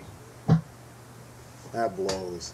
Well, I did figure out, though, that if you can get small screws, the small, not the Phillips, but the star-shaped screws, you can replace, because that's what I used to fix my Owlman that broke on camera. I screwed in the what you call it, the little screw, and it actually fits around the joints. I'm sorry, the ball socket fits right around that kind of a screw, so you don't have to worry about it snapping again, because, you know, metal screws. Oh, okay. So you just got to be careful and make sure they're small enough and have the fat enough you know, head. That sounds so bad, but you know what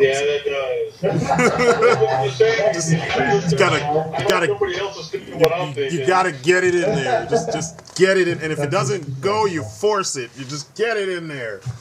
Like, just force it, and you gotta make sure it's got a nice big head on it.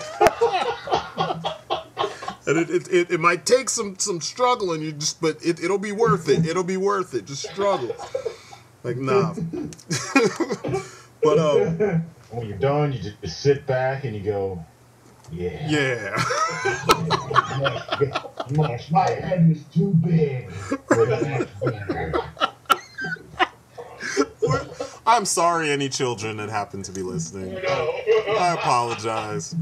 I'm sorry.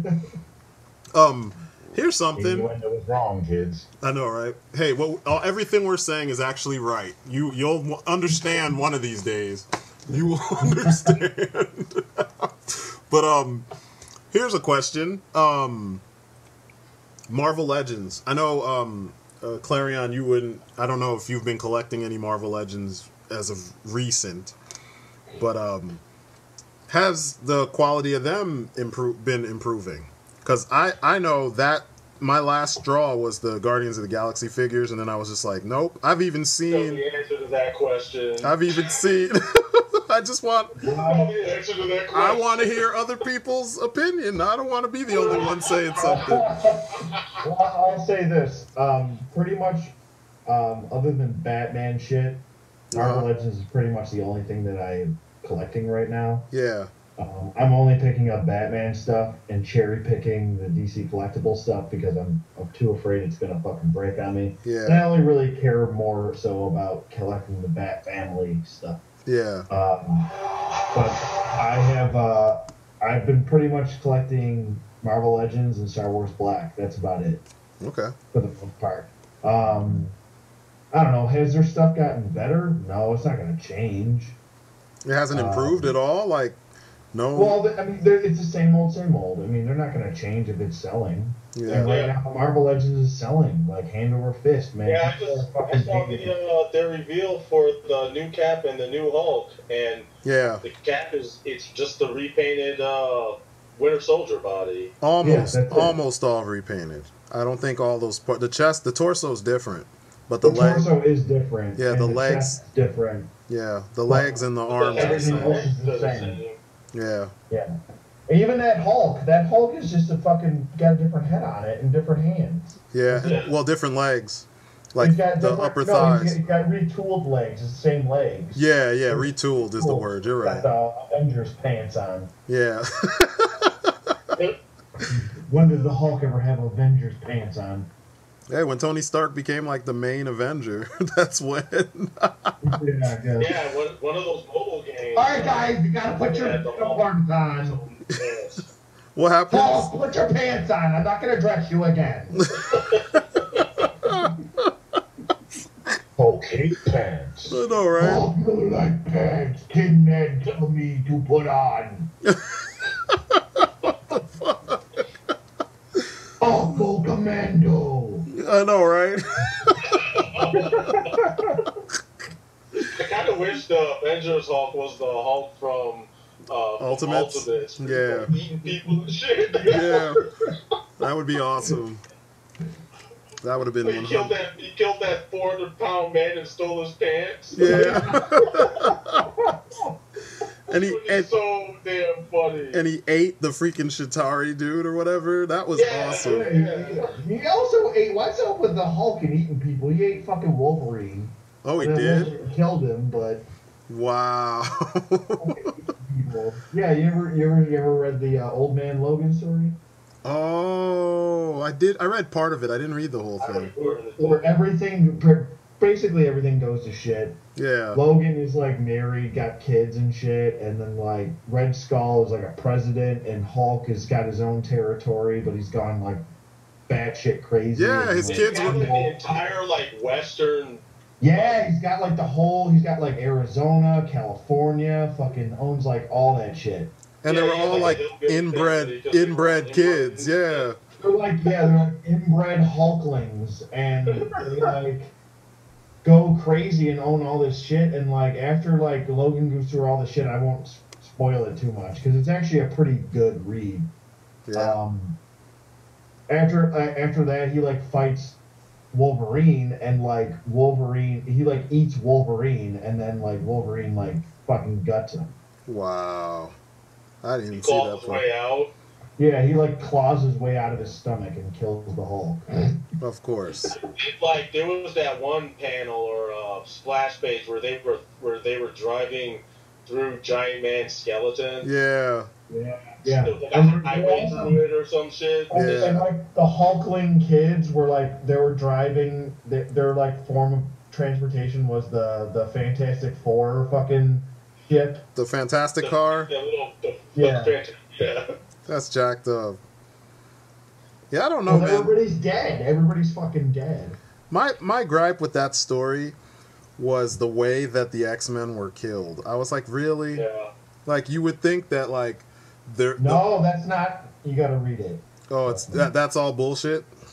Just read it. I'll just say just read it. No, I don't want to spoil it. Well, okay, answer this. What was Mysterio still responsible for that? Yes. Yeah, I knew that part, because I read fairly far. I just didn't remember the part you were talking about. I don't think I read... It was Mysterio making him think that he was killing the X-Men. Yeah, it wasn't actually the X-Men. Oh, okay. That I remember I heard too. Okay. But he thought he was like he thought he was... Well, technically he killed the X-Men, but... He thought he was fighting all these villains. He thought he was fighting like when he fought Bullseye, he was like, I've fought Bullseye numerous times, but he's never fought me this hard before, and it was actually like him fighting Jubilee. Yeah, I remember that. Yeah. That's what I'm saying. Like, so that was real. That actually happened. He actually killed the X-Men, thinking that they were all villains. So my thing is this: the X-Men train with Wolverine. So you'd think the first thing they would have, I don't know. X-Men has always been spotty when it comes to these things because It's like Marvel editorial always lets the writers forget like key things about the X-Men. Like for instance, the X-Men all train together, so you would think that when it comes to Wolverine's berserker whatever, they would actually be able to handle it. You know what I mean? They'd be able to like calm him down collectively, like as a group. You know? Yeah, and then chop his head off. Exactly, because Professor X has a contingency for every X-Man. So why is it that every time he goes nuts, it's always like in all the alternate realities, he goes nuts, he just murders his team. It's just okay. He'll just beat them all. You know. Cyclops can handle Wolverine by himself. He could. And they never give him the props he deserves. Now it's even worse because of the damn movies. But the old Cyclops that we grew up reading all those years ago, he would hand Wolverine his ass. He'd never get close enough to kill anybody. Because that's... He would just keep blasting his ass. Yeah. And it might take forever, but he's trained to do it. Like, it just... So I never understood... his head until it falls off. Yeah. I mean, shit. All that information is sitting on a hard drive somewhere. So the first thing Logan does is destroys the hard drive, and they're all like, "Fuck! Damn it! My external hard drive!" I know, right? Somebody get the backup! Somebody get the backup! God damn it! Where's the backup? Colossus, did you sit on it again? I don't know, but yeah, I'm gonna finish that story at some point. I was reading it when it was coming out, when it first came out, because a lot of the guys that I worked with, they were into that shit, and they were trying to like explain to me how amazing it is, and I'm like, whatever. He killed the X-Men. That's all I need to know. That's lame, because there's at least like 2 or 3 of the X-Men that Wolverine could never, under any circumstances, except for maybe if he killed them in their sleep. There's no way he would kill them. Like he couldn't kill Storm. No way you could touch Jean Grey. Yeah, he couldn't touch Jean. He couldn't kill Colossus. I mean, I don't care I don't care what anyone says. He could not kill. It's just like that fucking Deadpool series where Deadpool kills the Marvel Universe. Oh Lord, yeah, right. Don't get me started on that. I will say though, when they did the Punisher, that was actually funny. What? When Deadpool killed the Punisher? No, when Punisher killed like, the Marvel Universe. Yeah, that was funny. That one before Deadpool. Yeah, I read that one. That one was funny, but. Still, Deadpool, man, he's too much of a fucking joke. They need to stop. Because they're giving Deadpool all this credit that he doesn't deserve. The man's been a walking punchline for most of his fucking life. He was created by Liefeld, of all people, and now everyone wants to give him props like he's this amazing character. Because of him, characters breaking the fourth wall has become boring. Because it's been overdone so much through that character. Pretty much. And it was done better with like characters like She-Hulk, which nobody ever mentioned. Exactly. I was gonna say that next. I was actually just reading some of that shit because I found it when I was looking through my comics the other day. Yeah, you are 1000% correct. She-Hulk was done way better. Yeah. Like I remember one issue of Heroes for Hire. She fired Stan Lee because he was the one that was narrating the book. Wow. That's awesome. Yeah, man. I don't know. Like we said in that one video you and I did, Agent O, where we were talking about the new fans and how they're not really fans of the whole genre or the whole entity of comics. Like they like certain things right now, and they argue the point as if they're a fan or an advocate of comics itself, but they don't even know enough to really advocate. Yeah, because they jumped in like late in the game. And they didn't bother to research. That's the thing. They didn't bother to look back and see what came, like, I like this new shit. What was the shit that came beforehand? You know what I mean? That's how you really get an appreciation for comics as a whole, or you get an appreciation for whatever character it is that you're reading right now. See what he used to be like, and then see if that either matches or surpasses or is, you know, it doesn't even compare to what your character is now. And then you appreciate it more. You know, you understand all the shit that's going on. I mean, I'm sure a lot of people, I know all of us that have read whatever hero that we like. We know what they were like back in the day, and we know what they're like now, or whenever we were reading them, you know? Like we were all talking about Hal Jordan and all the various Green Lanterns.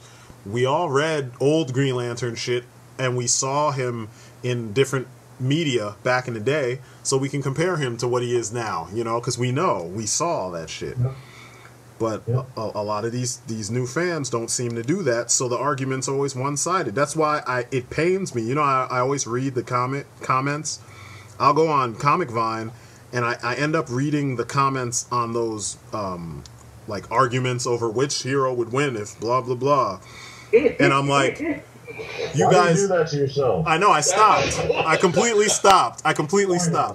It is pointless because it's one of those things where no one knows, or I shouldn't say no one. There's always one or two guys or a few people, I'll say, in the group that actually know the history of the character.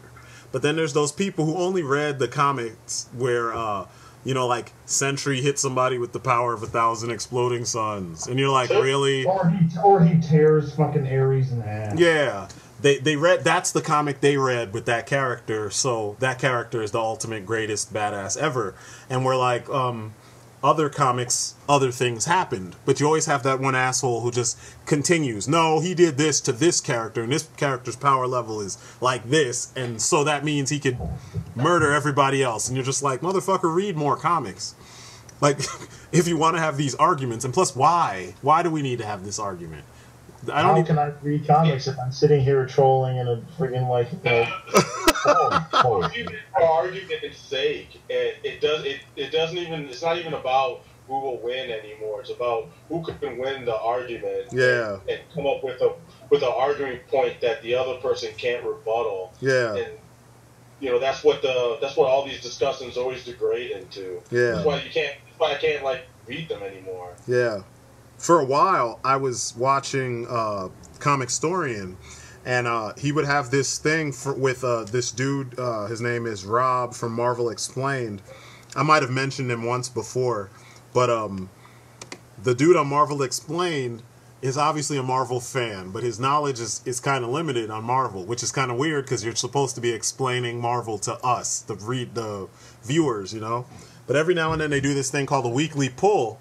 And before the Weekly Pull, where him and the guy from Comic Storian and some random friend of theirs jump on and talk about comics, they always argue, like, which DC guy would win against this Marvel guy. And then they'll come up with these scenarios and stuff. And it's always so bad when you hear the Marvel guy try to fight against the DC guys. Like, they always pick something dumb like, you know, the Avengers versus the Justice League. And it's like, really? You really want to do that? Like, why? The Justice League would fucking pwn them. Yeah, exactly. And that's what the argument is. So, like, this guy like always... would.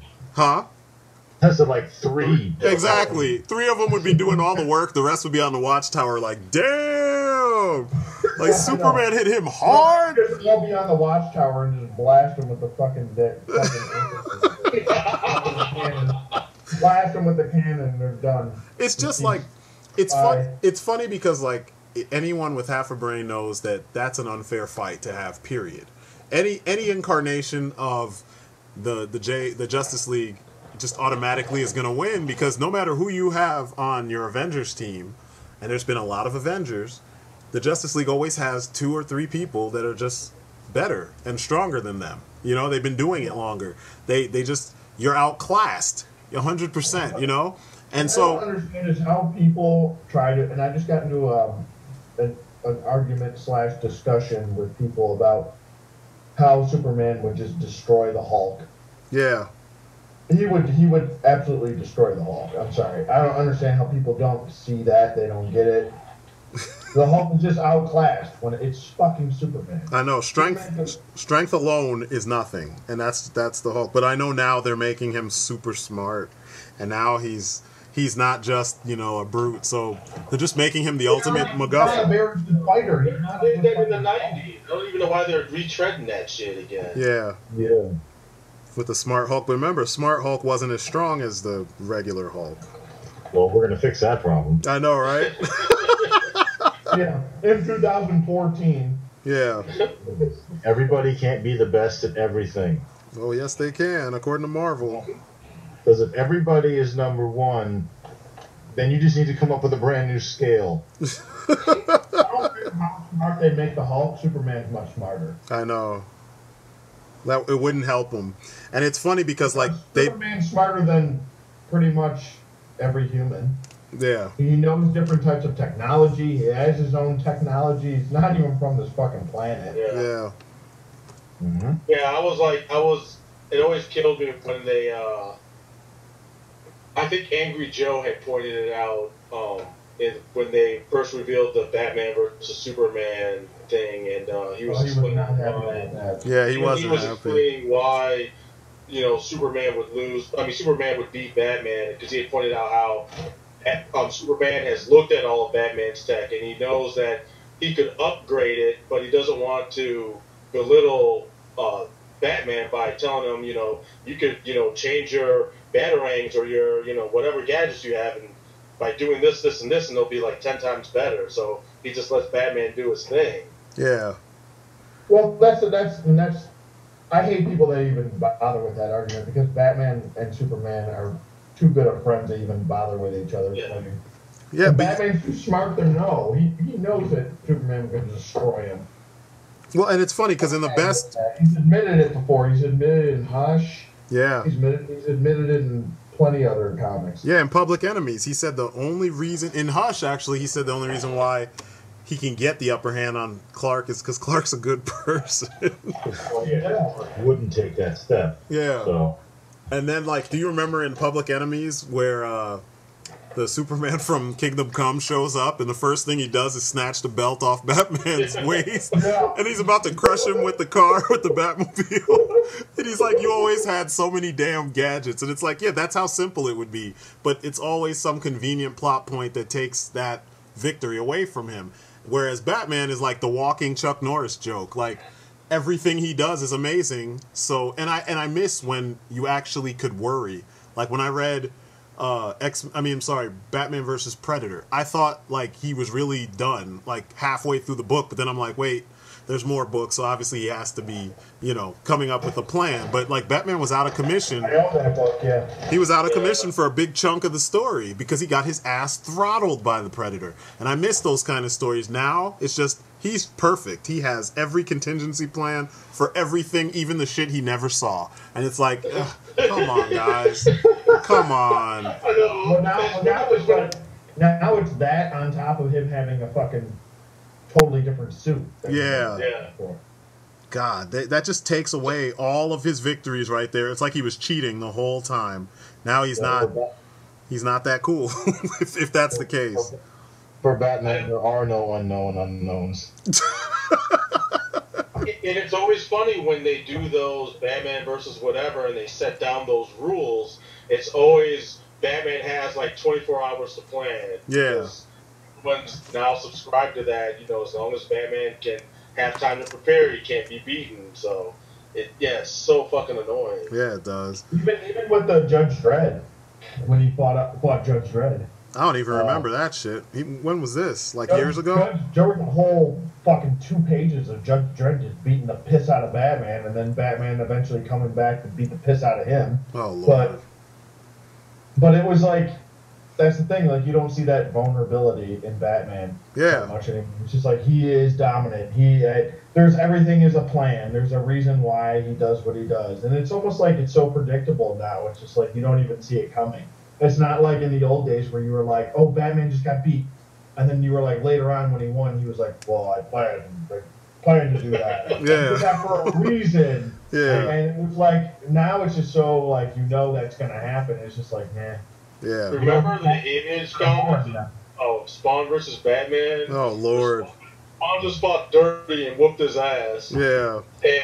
And then Batman found the Power Glove, and that was enough for him to beat Spawn. Yeah, I was like, really? The Power Glove? It was just laying around somewhere. Yeah. Power Glove right here. Hold on, let me. Now you're playing with power. What's going on here? Oh, God. Yeah, man, he beat him, and I was like, wait a minute, but Spawn didn't use any of his magic. He didn't use his magic, he still would have lost. Yeah. It's one of those things. Has plans? What?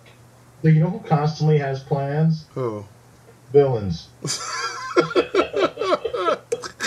They never win. They're the one who consider every contingency and think of like XYZ. Obviously, they're the dumb ones, but the really smart ones, that's what they do. Yeah.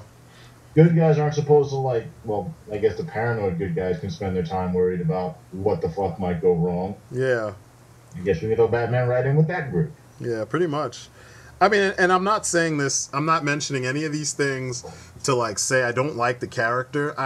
Batman was always one of my favorites since before he was cool, since before we had all this merchandise to get, since before all the TV shows and shit. He was always one of my favorites, but I just hate when that's the way that the conversation goes down. It's like, come on. But on this weekly pull thing, they would always do like, you know, one of them they had like Batman shows up in the Marvel universe. Well, actually, what would happen is the guy from Marvel Explained and his friend would just come up with a random thing, like Batman versus Nick Fury.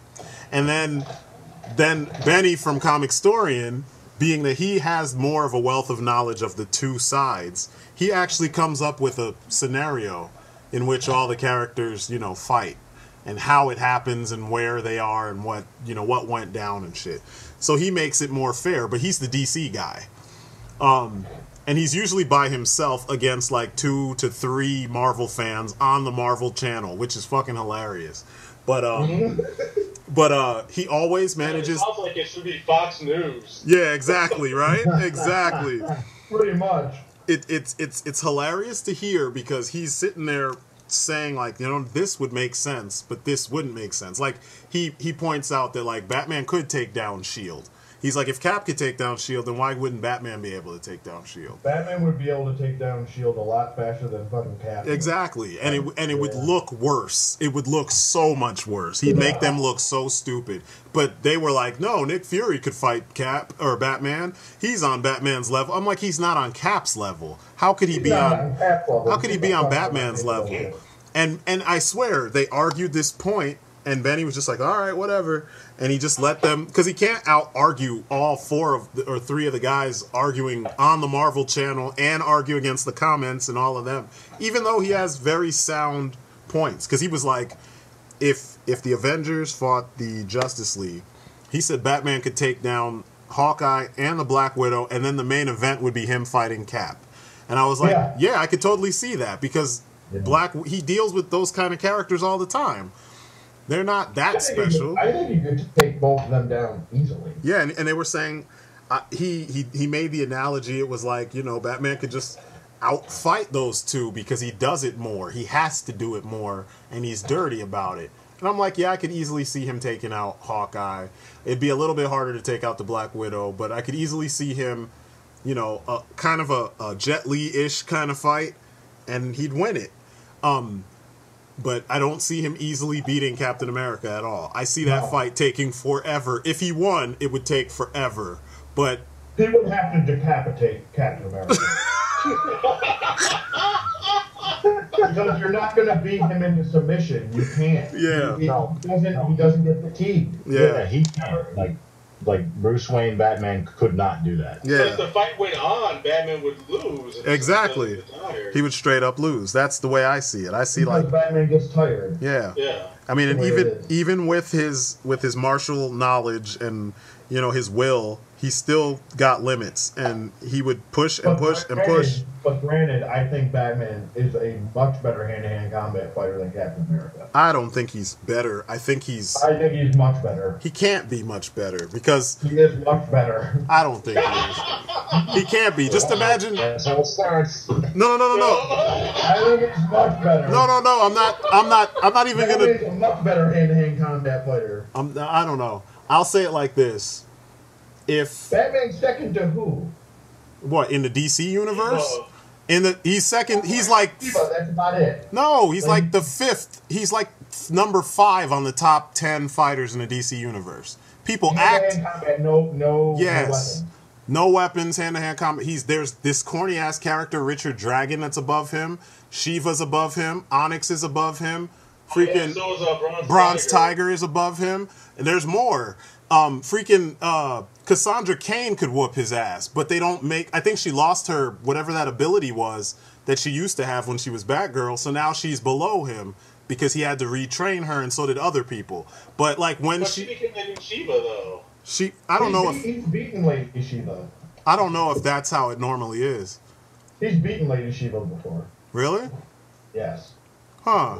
He's also beaten Deathstroke. He's also beaten Bronze Tiger numerous times, twice actually. Oh. Yeah, I'm still here. Yeah, I don't know. I know he has. I'm just saying. Overall, if Batman and Lady Shiva were to fight 5 times, sorry, I'm like eating hummus right now.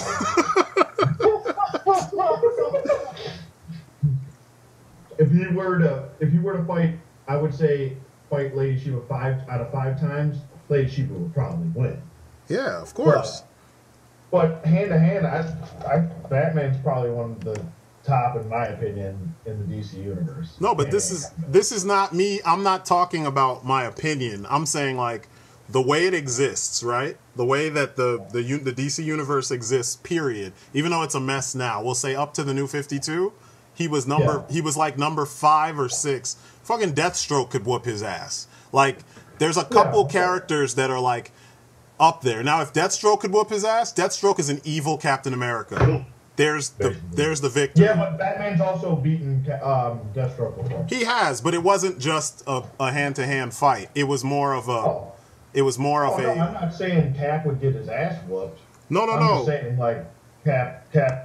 It would be a bloodbath. Yeah, it probably would be to some degree. But what I'm saying is, if Batman fought Cap, it wouldn't just be let's put down our weapons and knuckle up. It would be let's use all our shit and actually fight each other. And if it's like that, Cap is going to take him down because he can't give him an opportunity. Like, imagine if Bruce Lee fought Bruce Lee fought Jet Li on steroids. Then Bruce Lee's going to get his ass whooped. Or I won't even say Jet Li. Imagine if Bruce Lee fought Muhammad Ali on steroids. It's done because not only do you have a different, more powerful style, the dude's not getting tired. The dude's not. Well, you also have 2 different styles, though. Yeah, Batman's style, and I use that example because Batman is the kind of brawler, but he's got we know he's got like training underneath it, but he's really vicious and he just takes people down quickly so that they don't get an opportunity to actually deal with him. You know what I'm saying? Whereas Captain America jumps into the situation and he overpowers them because he's more skilled than all the other characters. You know what I'm saying? It's like, but Cap also has, and he has powers. I know, but Cap would, if Batman were to say to Cap, "Hey, let's do this hand-to-hand combat thing," Cap would be like, "Sure." But that doesn't. Yeah, and that's the difference between Cap and Deathstroke and other people. Is that Cap would oblige where Batman would make the rules. Well, and then here's another thing. Here's another thing too, because I've said this before. If we're talking regular 616 Cap, yes, he'll get his ass throttled in the end because Batman would cheat and find some way to just whoop him. Now, if we're talking Ultimate Cap, Batman is going to die, and it's done. Because Ultimate Cap does not fuck around with people. No one. Not a single fighter. He didn't even fuck around with another super soldier, and he whooped that guy's ass. You can do the same thing for fucking Earth 2 Batman, or you can do the same thing for, was it Dark Knight Returns Batman? He would fucking probably kill somebody. So, I mean, you could do the same thing. It's give or take. You know what I mean? Like... Where the heck did you come from? I didn't even see you join. I just see these. I see these eyes showing up in the bottom of the screen. I was gonna fucking have a seizure. Like, what happened? I didn't even see you there. He's creeping through the hangout. Yeah, I know, right? What's going on? Hey, what's up? You're muted. I can't hear him. Oh, he's muted? I can hear him. I can hear him. What's going on? Oh, you guys can hear? Yeah, we can hear you. Oh, okay. No, I can't hear a word he's saying. Oh, you can't? Oh. No, I can't hear him. That's crazy. I'm not muted. Let me see. Is anyone else muted? Maybe I'll mute myself. Shut up, Anthony. God damn it. I'm just listening, so... What's up? Nothing much. Just listening to the classics, conversation, Yeah. You guys going through the archives of the heroes, villains, who could beat who, stats, what's canon, what's non-canon, all that stuff. Yeah. That's why I stay out of these things. Well, no, I'm just saying, because if you notice, as we're talking about it, this is the thing that doesn't happen. I didn't turn around and be like, I hate you, you like this person, and I like this person, so we can't be friends. Like, that's what it usually turns into. Like, you're an idiot because you didn't read 5 billion issues of this particular character, you know what I mean? And it's like, most of the time, you have the argument between two people that only know limited shit, you know what I mean? Like, it's like, okay, for instance, all of you know who the Black Panther is, all of you know who Batman is. Oh, yeah. Now, how would this fight go? I've heard Black would beat the piss out of Batman. I've said this a billion times because there's just no comparing him. He's more vicious. He's got different powers, and his powers put him way above Batman. And like, I mean, he also has the resources of an entire country, kind of like Dr. Doom. Like, yeah, the resources are amazing. No one's saying anything. Nobody's saying anything. You're good. What? I just said Black Panther has like these amazing resources of an entire country. You know what I mean? Yeah. So versus just a billionaire. You know what I mean? Like, he's royalty. It's like, yeah, you can't even. Not only that, the tech. I mean, his tech is shit that doesn't even exist anywhere else on the planet. Yeah. Yeah, vibranium. Yeah. And it's funny because if you ask people, they argue this. Like, I remember there was an article where they rated the wealthiest superheroes, and Black Panther was the top one because he fucking owns a country, and everybody was like, "No, Batman's more." I'm like, really? I'm like, think about how jacked up Batman and Tony Stark. Yeah. Got way more money than Tony Stark. Well, at least now. Not Black Panther. Black Panther has his own fucking country, basically. Yeah, it was. You cannot compare those two. But people were mad at this article, and like I said, I read the comments. In the bottom of the comments, everybody was like, "This is fucking stupid." Fucking, it was. I think it was Dr. something. Exact. No, because Tony Stark lost it something. Everybody said Tony Stark had the most money. Tony Stark would get his ass chewed out by fucking Batman. I'm sorry. The top two, I think it was... In his suit or outside of the suit, I'm convinced. Yeah, I agree. I mean, he'd have to be wearing a really good suit to pull off a victory. Suit, he might last 30 seconds. But I read a thread where somebody had posed that question, Batman versus Black Panther, and my favorite comment on there was that Black Panther would out Batman. That makes sense. He would, because like that whole, I mean, I know he is kind of biting because the shtick is he came after Bats, but still, I mean, it is what it is, And the thing is, like, you see how we just quickly agreed because we were like, yeah, it makes sense. That doesn't happen. Everybody, you have these 40-year-olds, these 50-year-olds, these teenagers arguing, and none of them own the character. None of them have created shit, so they don't know how this stuff works. And they're still arguing this point so viciously, like they get something out of it. And it's like, just use your brain. That's all we're asking. Like, use what you learned. And man, using brains? No, dude, that's way too much. It's just one of those things. I don't get it, and it bugs me. But I can't hear what he's saying. Oh, you can't? Oh, you can't? Well, how come?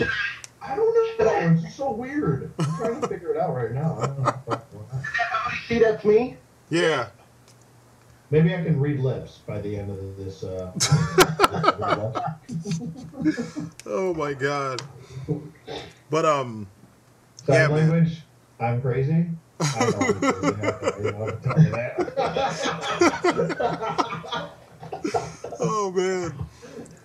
No, but yeah, like just because like someone disagrees with you doesn't mean like that person has to die. Yeah, exactly. And, like, it doesn't mean you're like, that you start a blood feud with them. It's like a blood feud. Like, there's room. Like you said, there's room for debate. That's why this stuff is a debate. Like, yeah. there's points to be raised on either side, and then, like you said, hopefully you come to some sort of end of the argument, whether it's agreement, agree to disagree, whatever. But it's like, no, just because you like a guy doesn't mean he's the most awesomest at everything. Yeah, but that's how it works now. Boring. If you can beat, if he's like Superman, he's kind of boring. Oh, yeah. Oh, I'm not saying Superman's boring. That's not what I'm saying. No, I know what you mean. When somebody gets too OP, Yeah. it can't be your favorite because I mean you want somebody that's vulnerable at some point. Yeah. That's what makes some of the stuff boring for me now. It's like you said, like everybody, like no one can lose. I'm like, heroes are supposed to lose. They're supposed to like you said, get and come back eventually. But now like people just some heroes just don't get beat down anymore because they thought about this. They knew what was going to happen before it happened. They prepared for every single contingency. Exactly. Which isn't possible. Exactly. Unless you're like, no. I was going to say unless you're Brainiac. I'm like, no, because he keeps losing. So no, it's not possible.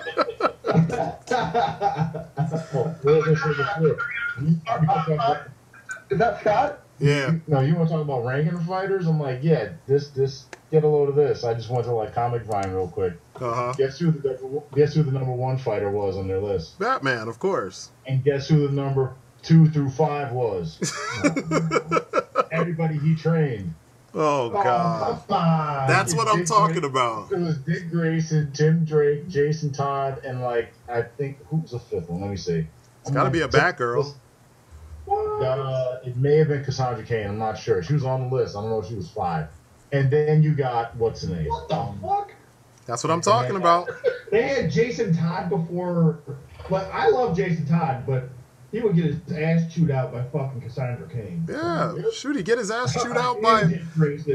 Yeah, like that's what I'm saying. It's all like favoritism, and it's not logic. Like you're not even regurgitating the information that you got from the books. You're making up your own canon now, and that doesn't make sense.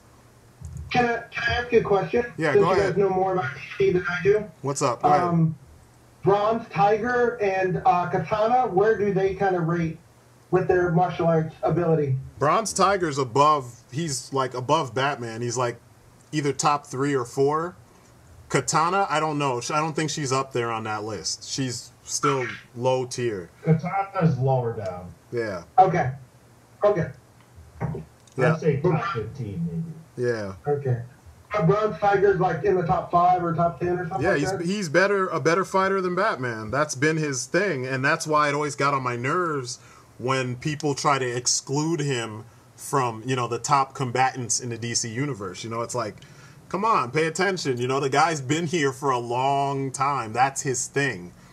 He's almost a one-trick pony. He just is the guy that can fight really damn good, Yeah, he like kicked Batman in the stomach, and Batman was done. Yeah, one kick. I remember seeing that. It was just like, yeah.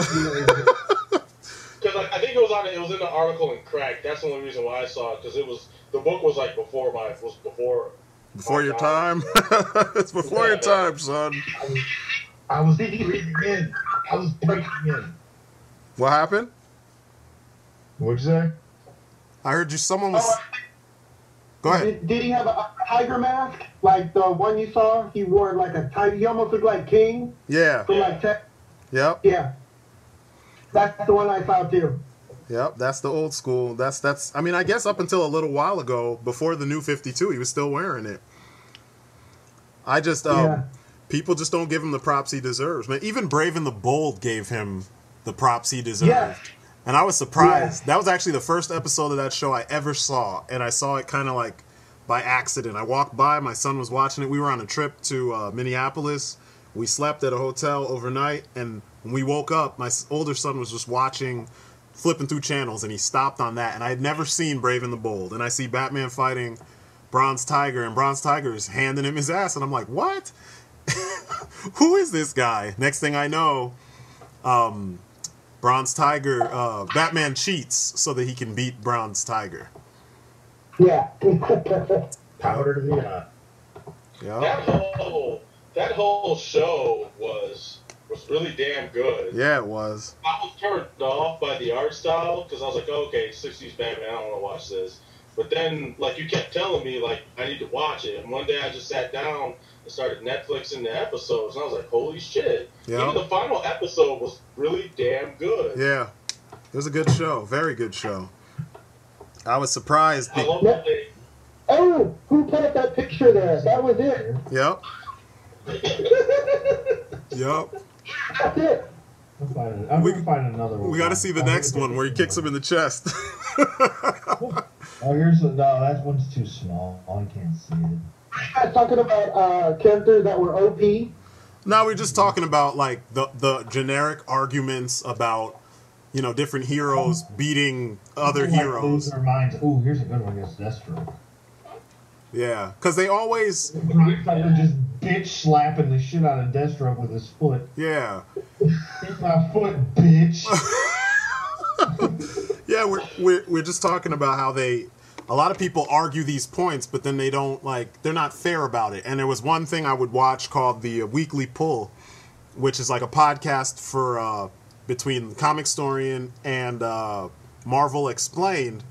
And usually the Comic Storian guy, he's a DC fan, and he always has to fight against the legions of Marvel fans because usually this podcast is done on the Marvel channel, the Marvel Explained channel. And the Marvel guys don't seem to have, they don't know anything about the DC guys, and they fight so hard, and it's so many, that sometimes he just is like, okay, whatever, I don't care, whatever. But Such a Fox News tactic. I can't believe. Yeah. Wow. It pissed me off. I stopped watching it because the first time I watched it was funny. The second time I'm like, wow, these guys really don't know shit. Like, the Marvel guy kept on bringing up World Breaker Hulk. That was like his answer to everything. And we're like, the Hulk can't just beat everybody. I'm like, and the minute that Superman... He only did that once. What happened? I said he only did that once. Exactly. That's what I was going to say. I'm like, what would make him get to that point? And then, like, the dude from Comic Storian, he comes up with a premise for how this all comes to be. And then, essentially, it's like he's staging the fight. He's like, you know, a boom tube opens up, the Justice League appears in the Marvel Universe, and they're like, what the fuck? And then, immediately, the Avengers are scrambled because there's this crazy energy reading, and they just come and start attacking the guys. And then... nobody said that, like, Superman and Cap would probably talk first before they throw any blows. Nobody said, like, Batman would assess the situation and just look at the characters and be like, that guy's wearing the fucking American flag. There's no way he's the villain. Yeah. You know what I mean? Like, right. Yeah. So... But that's the thing, like, Batman, when Batman and Cap squared off, Batman's like, I found out who you are through, what was it, when they squared off? He said, I found out who you are, I know who you are, I know that you could beat me, but our fight would be pointless. Yeah. And Cat's just like, you're right. Cat's just like, you're right, I know. And then they talked, they spoke about it and figured out what was going on. And it's like, the way these guys go about coming to the conclusion of who would win, it took all the intelligence away from all these characters, and it was just down to this random bloodlust. We're just gonna box to death, you know what I mean? And I'm like, these guys are intelligent. They've been doing this for a long time. They wouldn't just sit there and be like, oh, I hate that guy. I don't even know who he is. I want to kill him. Like, that's not how they do things, you know? And fucking Martian Manhunter would just read everybody's minds and be like, okay, these guys are cool. Exactly. Like, guys, stop what you're doing. I'm talking to all of you into your heads. Stop what you're doing. Everybody's fine. Stop it now. I know you're acting like children. Yeah, it's that's exactly what would go down. And it was funny because, like, the Marvel guys just refused to see the logic at all, and so Benny would just back down. And I'm like, dude, Nick Fury can't beat Batman, and like that was one of the ones that he actually, like, he conceded to it. I was like, what? No, he should have never ever backed down from that. Yeah, ever. Because and I like the ultimate Nick Fury. But Nick Fury can't. A lot of people actually. Yeah, exactly. You're right. You're 1000% right. There's a lot of characters that Nick Fury can't even mess with. So like, why? And Cap is one of them. Nick can beat Moon Knight. Yeah. I mean, he can't even beat Moon Knight. So it's like, dude, I mean, Nick Fury, come on. Really? Yeah. That's what I said. That's the kind of situations they craft. Yeah. Well, the Marvel guys always choose the opponent. Like, they always pick someone to go up against Batman because they hate Batman. So, Benny always has to come up with something, and Benny always makes the joke. He's like, whatever you throw at me, Batman's got the answer in his belt. And they always get mad at him. They always get mad, and he's like, look, if you're gonna throw World Breaker Hulk at Batman, then he has the answer in his belt, because that's not even a fair fight. And I'm like, yeah, I totally feel him. You know, if that's the level of ignorance you're gonna use to win the fight, you're not even gonna use common sense, you're not gonna use logic, no type of strategy. It's just throw the biggest, most strongest character you can throw at a regular guy who's just really intelligent and really quick on his feet. Come on now, like, that's just stupid. That's not even a fight I would pay to see. Like, why would you want to watch the Hulk fight Batman? That's just dumb. No, you want to watch fucking Deathstroke fight fucking Wolverine. That's what you want to watch. Yeah, something way better. Yeah, that would be way better. So, why does it always have to be Batman versus someone else? I feel like there's like no creativity when these discussions happen. That's true. Yeah, ODC, that's me. I feel the exact same way. That's where I kind of, over the years, have kind of shifted away from the DC universe, because they don't talk about the characters. Like, one of my personal fan favorites, he's a little OP, or maybe really OP, is Firestorm. Yeah. And I like white Firestorm or black Firestorm, it doesn't matter. I love the character. I love that it's like two personalities, you know, and his power set is right up there with, you know, Superman, as far as like, if you really know his powers. I mean, yeah, part Superman and part Green Lantern. I mean, damn. I mean, he's pretty freaking powerful. Yep. I mean, you guys know a lot of, you guys know about Firestorm, right? Of course. Mm-hmm. But yeah, I don't talk about, you know, that character, or like Vixen. I think she's, you know, compelling, you know, other characters, you know. Yeah. I like Dr. Fate. I like Dr. Fate a lot, you know, like, you know, it's just... Yeah. You know, but, you know, I made my own video about Batman and his actual powers. Oh, I remember that shit. Sorry, Deathstroke versus Wolverine would not be a good fight. Like, current Wolverine would get his ass raped by Deathstroke. Yeah, he probably would. He's not that... If it was like back in the day Wolverine, that'd be a good fight. Yeah. Like, we actually really did fought and used martial arts, that'd be a good fight. Yeah, you gotta take the best versions of both. You can't. You can't take the weakest versions of both. Well, no. Like, boring. The modern versions, a lot of people concede to the modern version and like or default, I'm sorry, to the modern versions of these characters, and modern Wolverine just heals from everything. He's Jesus. So it's not even a way of shit. Yeah, it's not even fun reading books. I stopped with Wolverine years ago because it's not fun. Like, he'll heal. I don't know if he died yet. Maybe you should just take their classic versions. Yeah, that's what I would do. Compare it from there. That's usually what I try to do. Yeah, that's what I would do. I enter a discussion, I go, listen, right off the bat, I'm taking their classic versions and I'm putting them against each other. And this is the reason why I think this person would win, because this is why. Yeah. Because really, the first versions of them is really who they really are. Because it's their first version, that's their origin. That's really who they are. All that other shit changes throughout time. Well, I'll say this though. Whenever I've argued the Batman point with people, I always default to the the version from the animated series up to Justice League Unlimited, because that's the best version they've done of Batman, period. All the other versions... Also very vulnerable. Exactly. And when he wins a fight, you see how he wins the fight. You see his thought process. You see why he did what he did. And it makes sense. Plus, you've seen him grow. You saw how, like, in the animated series, the freaking thugs would get the drop on Batman. Then in the final season of the animated series, he was bitch slapping everybody. Like, yeah, I'm too old for this shit. I've been doing this every night for like 10 or 20 years, like almost real time. and there's no fucking way I'm going to get beat down by a thug. Then Justice League shows up, and superpowered threats would forget about him, and that's how he would actually do his thing. Then Justice League Unlimited came, and he's fighting Darkseid. You know what I mean? He's getting thrown around, he's getting hurt, but he keeps on trying. He keeps trying. You know, and that's... Darkseid grabs him by his throat and says, I respect you. But, exactly. I'm going to squish you. Yeah, exactly. It's like, there's no way you're going to beat me, but, you know, at least you're trying. So you're giving him... You see the evolution of the character. Whereas comics, Batman's been stale for the last 20 years. It's like, they're not pushing him anywhere. They're not... they won't even allow him to get older. That has to be an Elseworlds story. So it's like, there's no, like...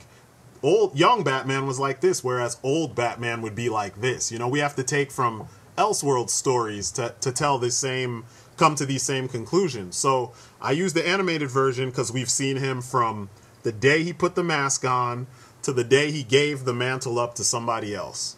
So we know what Batman is like all across the board, and I think that's fair. You know what I mean? He's not overpowered. He's not the walking Chuck Norris joke that he is now, and you know, it's just fair. It's way more fair, in my opinion.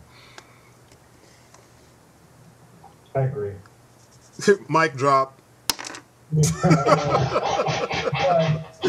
Mic drop moment. Well, but, I mean, like, when people usually compare, it's always, I feel like, the same people. Yeah. It's always the same characters. Like, you never see anybody like Taskmaster versus Batman. Or, yeah, you're right. I can't do that on on Comic Con. Sorry.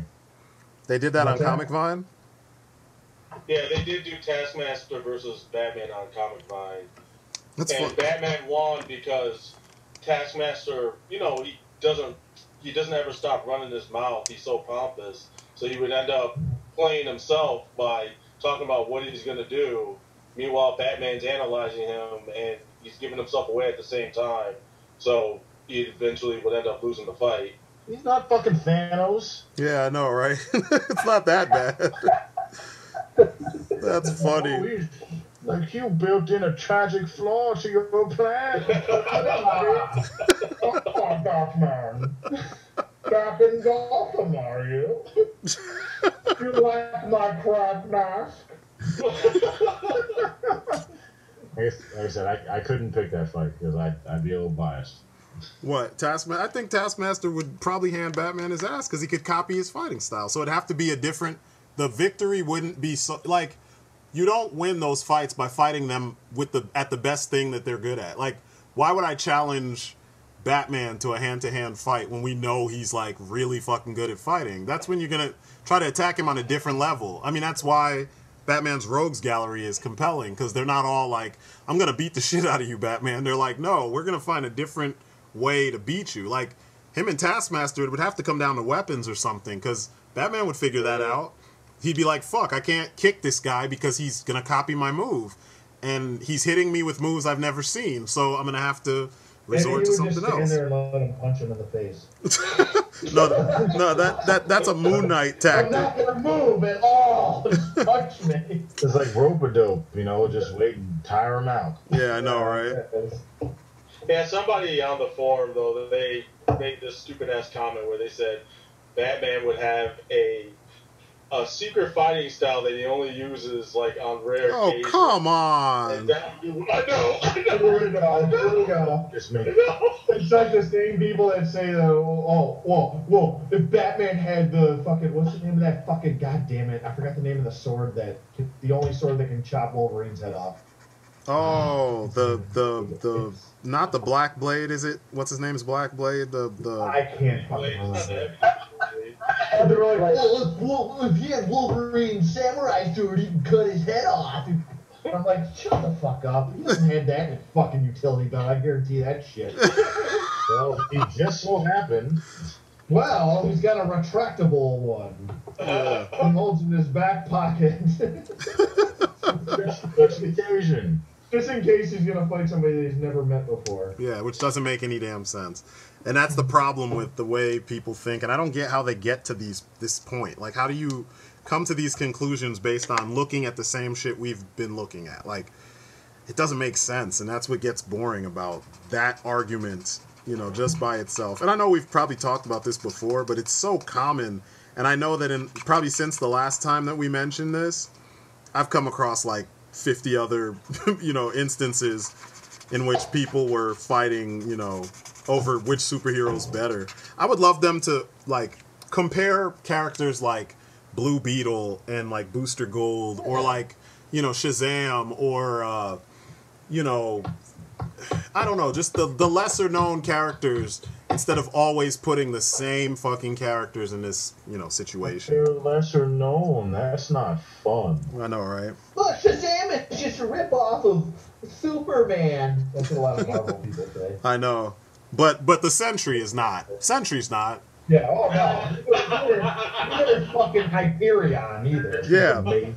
That's why when people start that crap, I'm just like, really? Like, we're going to talk about... The Marvel Universe has tons of characters that are way OP for no reason, from villains to heroes. So when they talk about Superman being so boring because he's so powerful, I'm like, you guys got like a whole fucking pantheon of guys that are just boring and, you know, OP, and no one actually... They don't use them anymore in comics because of this reason. I mean, characters, like you said, like Sentry, where is the Sentry? What happened to him? They got... He shows up and kills somebody randomly and then goes away again. Huh? Don't bring that name up. We don't want Sentry back. No, I don't want him back, but you could tell the writers are like, we can't do anything with him because he's just ignorant. Like, there is a large crowd of people that love the Sentry. and hate Superman. They're a bunch of hypocrites, and I can't stand them. It makes no sense. You can't be that hypocritical. Like, you know, Superman sucks. Sentry is awesome. What? Really? Superman with brain damage is awesome, but Superman as himself is not? Superman with issues. Yeah, it's like, come on. That's just ridiculous. And I know I'm going to get a whole bunch of shit in the comments, but I do not care, because when it all comes down to it, their logic is flawed. I'll be like Brainiac when it comes to fighting that battle. You know, my logic is superior, because they don't even bother to read the other shit first before they come to their conclusion. They just say, based on my favoritism, this guy's better. When it's not about... Or they'll just blatantly misquote you. Yeah, that's the fun part. Yeah, they love to do that shit. Yeah, I was gonna say, basically, like, if everybody just phrase their argument with, I like this character more, that's fine. Yeah. When you say that character's gonna want to fight, that's gonna take some doing. Yeah, exactly. No, if you like Batman more, by all means, say you like him. Yeah. Sure. Doesn't mean he's gonna win every fight. Same Exactly. thing with every other time this argument comes up. Exactly. Hey Exactly. guys, I gotta head out though. All right, man. I'm gonna go give me some dinner. Cool. Yeah. Yeah, I'm about to do the same in a little bit, too. All right, man, go eat. Ryasuke, I wish I could hear you. I still can't hear you, so I'll rewatch this later. But it was nice to see you and meet you. I'll play my face.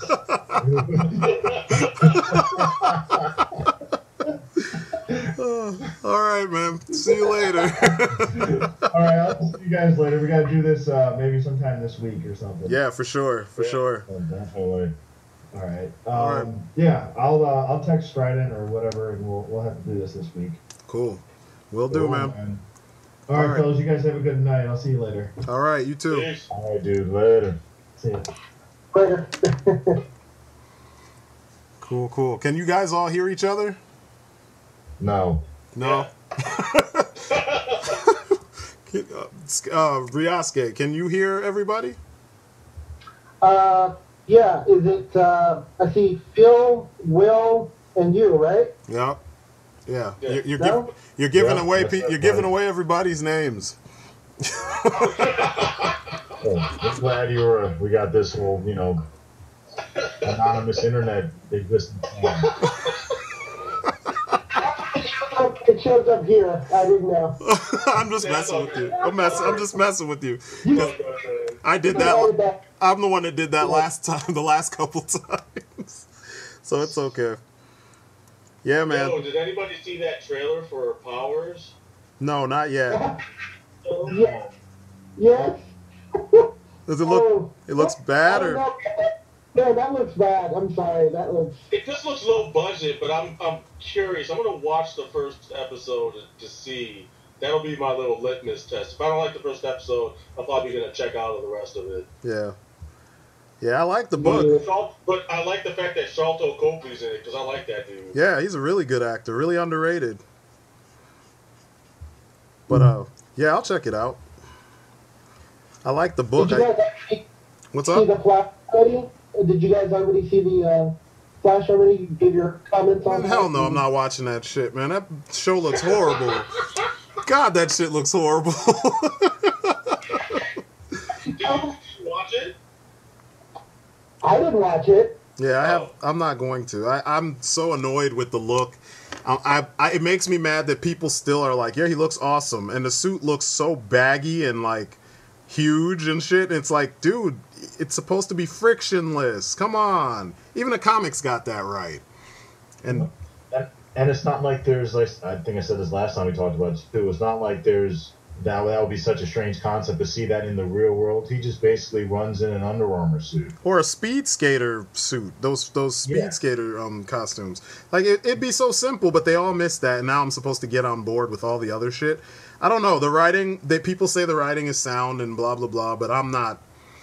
I'm turned off just basically by the look of the character and the fact that it's another one of those CW-ish, like Smallville-ish, shows, and I'm good. I'm good. But how's Gotham? You guys are enjoying that? Oh my God! See, Watch it. I'm not even watching it. Not even. Yeah, I don't get the point of the show, honestly, because if he's dealing with a lot of these villains, before Batman, they become who they are, or even if they're supposed to be in their early years of like the Penguin or whoever, then what's the point of Batman then if he's able to take them down? Yeah. Like the show should be Jim Gordon basically going against the Falcone and the Sionis families and all that crime syndicate shit. Yeah. And then maybe that spearheads, the crime gets so out of hand, and that spearheads what happens to Bruce Wayne and his family, and that spearheads him becoming Batman. But like throwing in the Joker and Catwoman and all that other shit, like, nah, man. Catwoman can't be Catwoman until like sometime after you see Batman, because Batman is the catalyst for all those freaks coming out or coming to Gotham, and it just doesn't make sense. Exactly, and that's what one of the things I was wondering about. Like, okay, clearly they're going to have a first season. Yeah. But when they're talking about maybe third or fourth, are we going to see a teenagery type of Batman-ish, or what I'm trying? Do you think we would ever see a version of Batman being young? Nope. Like, he's wearing the suit, but he's, trying to be some kind of vigilante. I mean, it's possible, but it's going to be cheesy, whatever they do, because they're going to go the Smallville route, and that's the part that I'm just like, I don't even want to see that. I don't want to even imagine it. Yeah, because I can already see him and Selena Kyle interacting at some point. Ugh. Before they become either of their alter egos. Ugh. Yuck. You know what's going to happen. That's why they've introduced them already. Yeah. Like I said, I'm not... So what's that chick's name? Fishbone or Fish Mooney? Yeah, it's Fish Mooney. What the fuck is her? What the fuck is up with that character? Yeah, that's the chick that the Penguin worked for, I think it was, right? I don't know. Yeah, I'm not... I'm sure they made her up specifically for the show. Yeah. I get a penguin and a fish. Oh, I get it. He's supposed to eat her, right? Yeah. He's supposed to eat... Probably. Wait a minute. Come on. Wait, this is Fox, so probably not. Yeah, I know, right? So I meant metaphorically, Fish Mooney, penguin, Yeah. Well, of course, he's got to, take over somehow and become, the most dangerous threat in the history of Gotham that Batman will still be dealing with 15 years from now. Yeah. Not even freaking. Yeah, I like I said, it just is stupid. Just think about it too. Jim Gordon's in his late 20s, early 30s in this show. So when Batman shows up, what is he, 60? You know what I mean? Like, come on, they're reaching. Just reaching. Because he just got to be a detective. Like, I think this is his first year as a detective. So he's in his late 20s. So it's still just, they're reaching too much. I can't, my brain just won't, no. The fanboy, I guess, in me, or the fan in me, just won't allow that shit to happen, because it doesn't make sense. We know what happened when he was a detective becoming a lieutenant before he became, freaking commissioner, years beforehand. We read year 1, and Batman was an adult in that. So we don't need to retread that water, but they just insist on beating the shit out of this dead horse, and I'm just like, I'm good. I got the comics. Like, what's the name? If it was going to be like, say, Gotham Central, but again, but the concept is this is Jim Gordon, like, year 1. Yeah. Or like where he's dealing with, maybe there's supervillain activity going on in the background, but for the most part, it's him dealing with, like you said, the organized crime family and trying to take them down. That's what it should be. I would kind of like that show, not somebody attacking people with weather balloons. Yeah.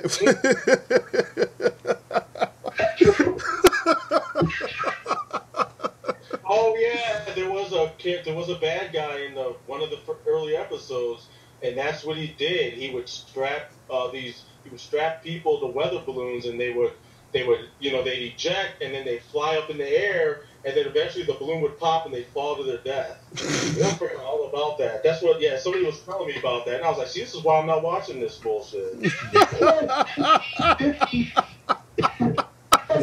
killed them. No gravity did. I'm expecting a guy named Snively Whiplash to come out with a top hat and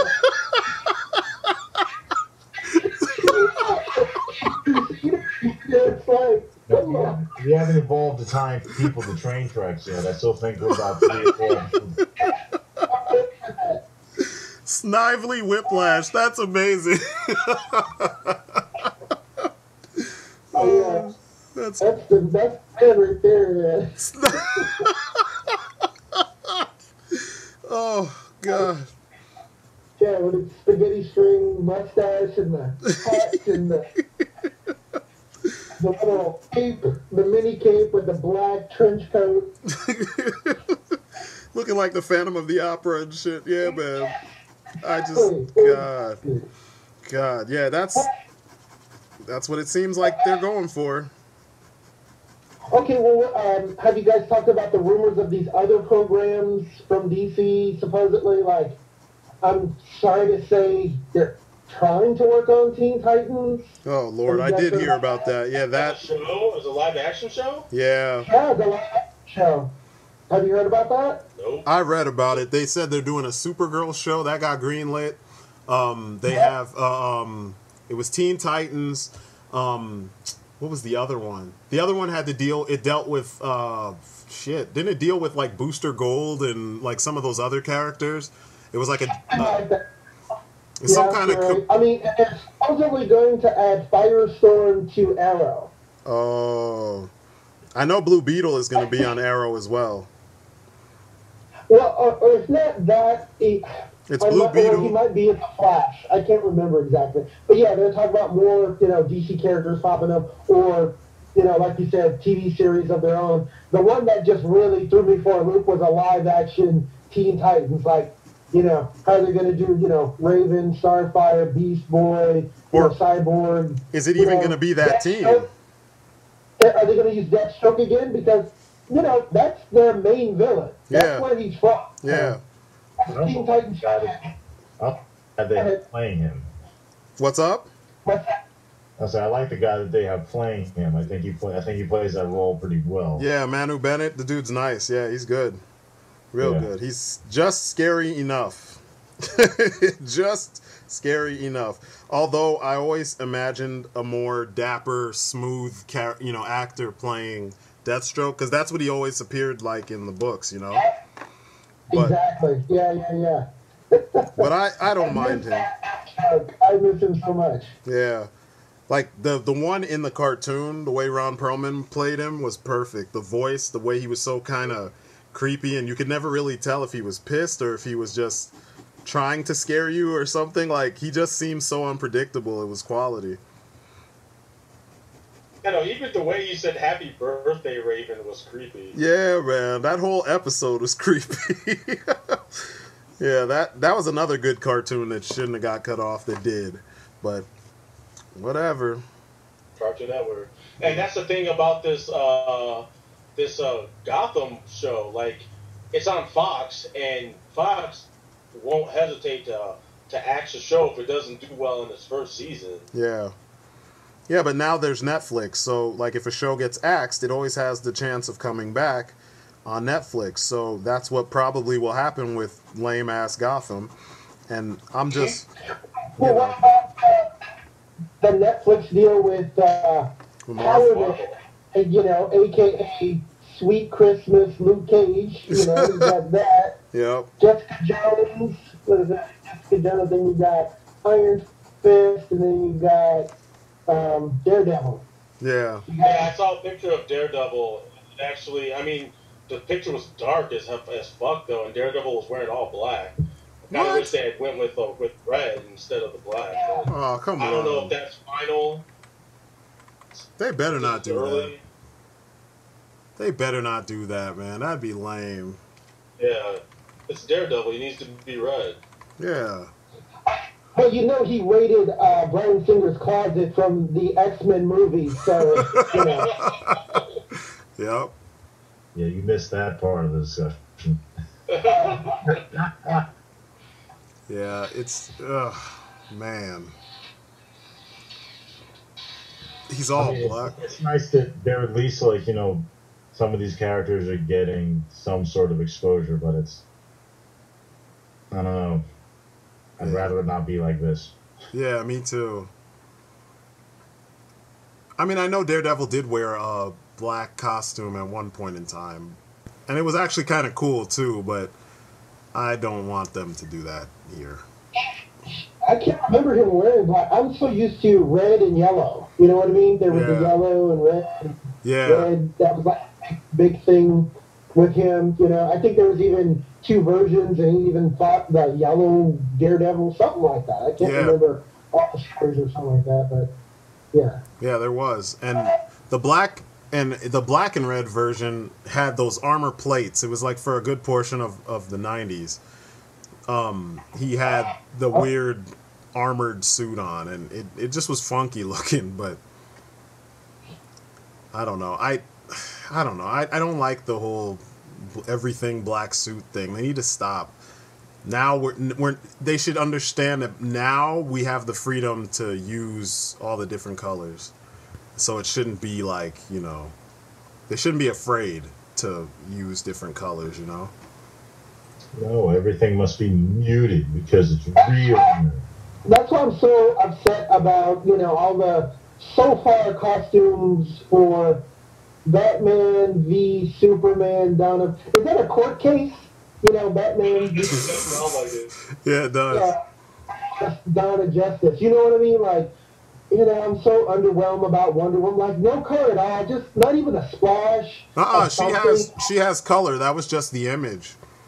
They were talking about that. Yeah, because someone else said the same thing. They were like no color, and they were the people that were showing off the image were like, no, it has color. This is just the image that you're looking at right now that has been photoshopped, you know, and given a flair. You know what I'm saying? Like, it looks like a scene from a flick. Okay. Yeah, because I was like, dude, at least have it like gold and silver. Just, you know, I could understand that because that would make sense. You know, it's, you know, armor pieces. You know, it doesn't have to be all reds and purples and blues. I understand that, but you know, just to have so many muted colors when Superman's color, his suit seems to be a little bit brighter. Do you guys agree that his new Henry Cavill suit seems a little bit brighter? I think it's a little bit brighter. Yeah. Honestly, I couldn't tell. No, it does look brighter. They punched up a lot of the color. Yeah, so I'm a little bit happy with that, but I don't know, going forward, all the other characters, or we still don't even know who the villain's going to be, as far as, like, is it just Jesse Eisenberg, or is it going to be, like, I don't know. Like I said, I gave up. I'm just going to wait and see what it turns out to be like. And if it's good, then, you know, awesome. If not, then whatever. Because I think the whole rumor mill and the whole hype train is just killing these films. And, like, I would have rather I would have rather not seen anything and then just be surprised that it existed at all than have them show me everything and then it's not really, you know, as quality as it could have been. You know what I'm saying? Like, it makes you get your hopes up and then it doesn't turn out to be as good as it could have been. And that's, I don't like that. I hate that. That's the biggest problem I have with these new films. Yeah, Iron Man 3 was my last straw with that shit. That's why I don't watch, after the first initial trailer, I don't watch any more trailers. Because they fucking fooled you with what you were going to see in the end of that movie, and it turned out to be not that. Yeah. Not that at all. So I was like, fuck this. That's why I didn't watch. After the first Guardians of the Galaxy trailer, I was like, alright, I'm interested. I'm in. I don't need to see anything else. So I can be surprised when I see the film. Yeah. Yeah, I can't do it, man. Like, I've gotten just tired of all that shit, man. Like, it just doesn't, I don't know, it doesn't help for me when they do all that kind of stuff. It kills the, it just kills all the drama and kills all the thought for me. It just, it's not cool. In my opinion, it's just not cool. Okay, are you two guys gonna go see it then? Like, are you guys? Yeah, I'm gonna go see it. Oh, when it comes out, yeah, I'll go and I'll check it out. But I just mean, like, you know how everybody's pretty, like, stoked about following it all? I'm kind of like, you know, I give up on all that now. Oh, okay. I'm just gonna wait and see what the end I'm result. gonna watch it for me, and I will hear your reviews and. Since it's a court case, I'm going to take it under advisement and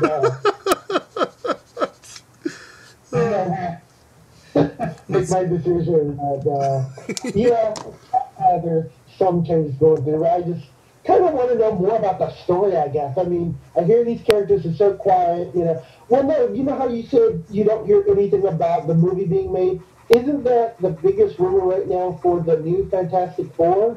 Like, the movie is like, I heard almost done and nobody has No hype about it whatsoever. There's no promo stuff. There's no trailers. There's no cardboard cutouts anywhere. There's nothing. I prefer it like that, man. I prefer it like that, honestly. Just stop feeding the trolls. Don't give them anything. Don't give the fanboys, the trolls, nothing to talk about. Just make a fucking movie. Let it come out, and if it's good, it's good. Let it be judged by its own merits and not the freaking hype train. Because that shit just... I heard another rumor about the Fantastic Four just about a week ago, too. Really? what? Well, again, just a rumor that Marvel may be killing them off. Yeah, they are. What? They're canceling their books because... Oh, yeah, that I did hear. Yeah, the book... They said the books have been declining in sales and all that shit. And then also because they don't want to make anything else to give to Fox. So, there you go. You know, I made a video about how Marvel is supporting, you know, more of the Avengers, you know, kind of universe over the X-Men universe per se. You know what I mean? As far as like merchandising, because I know how you guys, you know, collect figures and things like that. I don't know where you guys. I mean, I know where you guys are, but you know what I'm saying. Yeah. Here, you don't see a lot of X-Men figures or just they don't exist. They don't exist because they didn't push anything. They didn't put anything out. Yeah. I had there was a little boy that had like a birthday party and he wanted like X-Men stuff, but it was all like Avengers. I mean, they even had Falcon on the plates and everything. Like, it was clearly the Avengers family. It was just all Avengers. And he could not find like the X-Men party set or whatever else. It was just amazing. I'm like, really? I'm like, wow. Yeah. You know? And I've noticed that myself, you know, actual merchandise, just even like toothbrushes and, you know what I mean, hats and stuff like that. I mean, there's some that not to the same degree as the Avengers, you know, family line or, you know, related to them. So it's like X-Men has been pushed to the side, you know, because, you know, it's not theirs. Yeah, the same thing they're doing with the, I mentioned earlier, the same thing they're doing with the Fantastic Four. They're not canceling the X-Men books, but the writers and stuff have been holding off on creating new characters because they don't want to give Fox any new properties to manipulate and play with.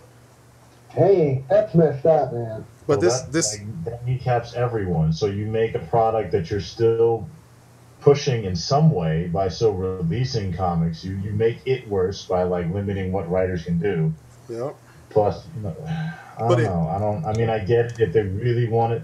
Oh, that's what I was going to say before. Maybe like, Marvel's waiting until, Star Wars money comes in. Then they just go to Fox and go like, we want our stuff back. Well, this goes back. That's the way you think. That's actually pretty brilliant. Go ahead. That's the way they should Take some do. of the Star Wars money, shove it in their face, and it's like, all right, fine, here you go, give us back our shit. Yeah. But it goes back to what I was saying like years ago.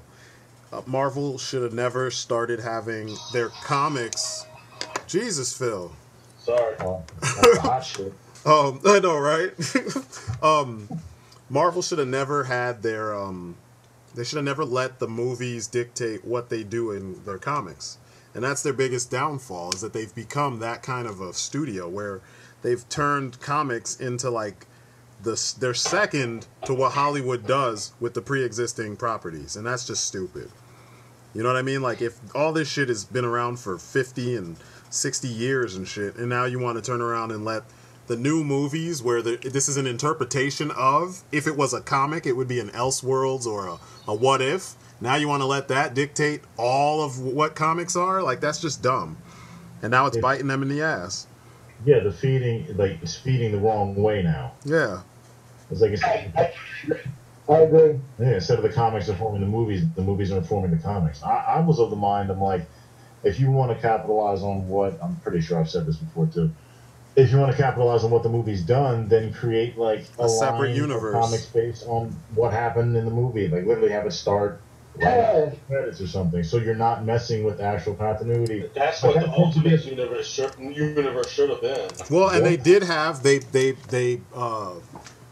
I remember in an issue of Wizard, they mentioned or proposed the MCU as a separate comic book imprint that was going to be directly influenced by the films, and then the comics in turn would also influence events that happen in the movies, because they would only deal with the properties that Marvel owned.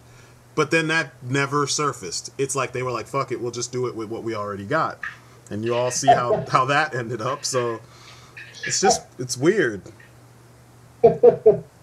So weird. Yeah, I hate that too, because I'll take about a license, a property that is beloved by me, loved, and I cannot support any of it right now because of what the movies have done. And I'm talking about X-Men. The Transformers. Oh, Transformers. Wow, yeah. I feel the same way.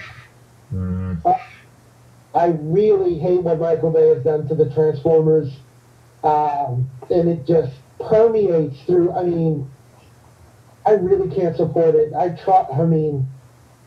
go and see the figures there, I see the toys, I see the merchandise, and it's all the new stuff. I mean, I could find some of the classic stuff, but even to me, in my head, I think big picture stuff. Like, even if I buy a G1, I feel like I'm still going into the machine of supporting Michael Bay and his, you know what I mean, his decisions that I can't. I'm like, you know what I mean, caught in the middle. Like, I wanted to buy this, but I can't, so I'm like petrified. I just froze. I don't buy anything, so I just buy other stuff instead. Wow. But, I mean, that line is the worst line they've done. Like, it's not sold very well at all. Yeah. I mean, before the next wave of Generations figures came out at Target, all those figures were like selling on sale for like $10. Yeah, everything. Because no one's buying that shit. It's just poorly done, man. We reviewed the Optimus 2-pack, the Evolution, and it's horrible. It's shitty plastic, shitty paint jobs. It's like they're just taking people's money based on the fact that they like the movies, and it's a cash grab, 100%, and that's not the way it should be. Because there was a time when Transformers was quality. What about G.I. Joe? You guys still like G.I. Joe, or is that... You missed out on that. Yeah, we talked about that earlier, because G.I. Joe is dead. Yeah, G.I. Joe's dead. They killed it at least for now, it's dead until maybe the third movie. I don't know, but it's dead. Hasbro pulled it from their toy shop.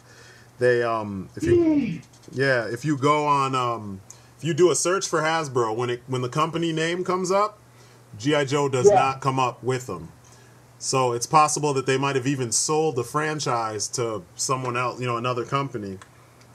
It's bad. It's really bad. And this is all just recently. Like, I thought for sure that, we would still have, it's the 50th anniversary. I thought for sure it would be, it'd have been around for a long time, but nope, it won't.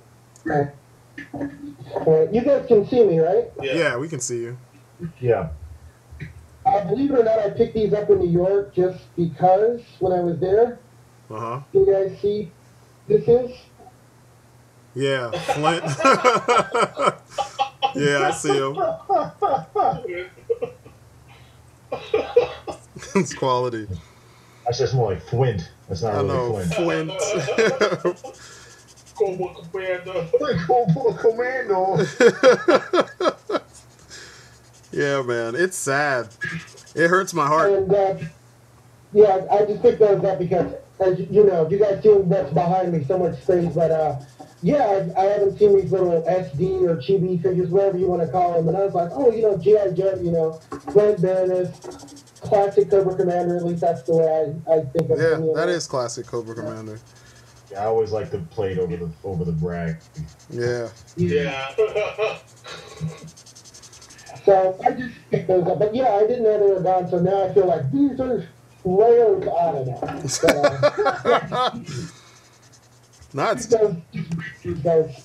It's just messed up. It's just messed up all together. I mean, Hasbro just doesn't seem to have the imagination to make that work, and they should have, because it practically sold itself, and countless fans have come up with concepts that could work for G.I. Joe, and none of it is being they're not paying attention to it. They don't know what the fans really want, so sounds like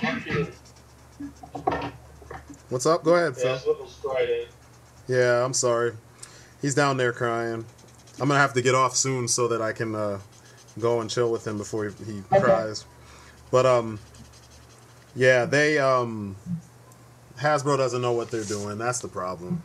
Well, I think it was just that team that handled the marketing for G.I. Joe just dropped the ball. Like I hate what the Transformers division has done with trying to incorporate some of the new figures that they're coming out with their Generations line into the comics, because some of that stuff just feels shoehorned in. And it's whack. It's whack. It got more figures off the shelves. Yeah. It just they just went about handling that franchise a lot better than the team that handled G.I. Joe. Yeah. Well, I don't know. I think Transformers sells itself because of the movies. And so the kids who don't know shit about Transformers in general, the movies do it for them. That's their canon. You know what I mean? So you can sell Transformers. Yeah, so they have all that, whereas G.I. Joe just had a movie that was like, it felt like it was loosely based on G.I. Joe. It didn't even feel like G.I. Joe, So I think you said this one other time. You said Expendables is more G.I. Joe, and I told it the second Expendables, I felt that way. I'm like, dude, this is more G.I. Joe than G.I. You know what I mean? I agree. The G.I. Joe movie. That's the way I felt. That's exactly how I felt watching those movies. The goofy code names and the crazy ass action. And it felt like G.I. Joe more so than G.I. Joe. Yeah. And the fact that they're all grown men. Like, they're not teenagers. They're not like 20-somethings. They're like grizzled old guys. Like, that makes sense. That's G.I. Joe. So, yeah. Having names like Happy Caesar and Christmas and... Yep. This shit's amazing, and I wish they would... I don't know. But who knows what the next iteration of G.I. Joe will be like. You know what I'm saying? Like, we'll see. We will have to see. That's all we can say. But, I don't know, man. I guess this will bring it to an end. I know you missed out on some of it. At least you got to be in the last hour of our almost 3-hour epic journey. But yeah, man, it's a lot of weird changes that we've been seeing, and it's kind of funny. I mean, right now is not much else going on, so it's kind of funny when you just sit back and talk about the changes that you have been seeing and the things that are not improving that should have been improving. You know what I mean? Or just all that stuff. So I don't know. It gave us something to talk about, I guess. You know, gives us more to do. But anything you guys want to throw out there before we close up? I'll say this: people that do let's play video games and shit. Because I remember me and Strydent talked about this earlier, but I'm talking about the people that do the side to only advertise certain aspects of the game, and then they pass that shit off as a review. Those guys fucking suck. If you don't know what I'm talking about, check out, I think it's one of Jim Quisition's latest videos that he uploaded, but he goes into it a little bit. And he talks about what happened with Shadow of Mordor and how they had these early access copies that they would give out only if the YouTubers that were doing videos on them would only talk about certain things about the game. Like they could never show any glitches that might exist in the game. They could only say positive stuff about the game. They had to talk about the that system, that tiered system with the origin. They could only talk about that. They couldn't really be critical. Just basically had to be an advertisement for the game. And if they did any streams, there was rules that involved with that too. Yeah, straight up, they were straight up robots. Yeah. And the problem is that you got a lot of people who they don't call themselves reviewers, but then at the same time they do video reviews, and then you have other people that do video reviews doing this shit. So it's gonna be hard for the viewer to weed out who's actually reviewing like legit, the game and who's actually just giving you an extended commercial advertisement for it. That middle ground is gone because not everybody discloses the fact that they have this agreement. Yeah, the embargo. Yeah, it sucks. It sucks, but that's another reason why a lot of people our age don't give a shit about games the way the youngins do. You know, like I don't care about what's coming out now because this is the way they play. It's the same shit that I don't like with the movies industry. Big surprise. They treat this. They act the same way. The movie industry acts just like the game industry. Matter of fact, they've kind of bled into one another. Yeah, so, because games have been trying to be like movies for a while. Obviously, and now as cinematic as they're trying to get as far as what they're making, it's like now they pick up some of those other bad habits of the movie industry too. Yeah, freaking AAA games. Like, come on now, what the fuck? Like, yeah, now you're really jumping into the wrong territory. That's never been how we judged games. Games were just, either it was a good game or it was a bad game, you know? No, you judge them by how much money they spent. That is how good it is. Yeah, and that's how it is now, and I don't like that. The only AAA game I've seen so far is the Metal Gear Phantom Pain. Yeah, in this generation, yeah, you're right. But, the fanboys and the gamers are going to argue with you. They're going to be like, no, you're talking about Call of Duty. And if they don't say Call of Duty, it'll be like Rise of the Dark Spark. Or it'll be it'll be something else, some other bullshit. And, I don't want to argue those points anymore. I don't care. I just don't give a shit anymore. Like I said. Huh? What's up? I heard woo. Yeah, go ahead. Go ahead. No, I was gonna say, like, just because somebody doesn't like something you like doesn't mean that they're wrong or like you're right. It's like there's just a difference of opinion. That's what we're all allowed to have as adults, unless you're reviewing video games early access, in which case you cannot have an opinion.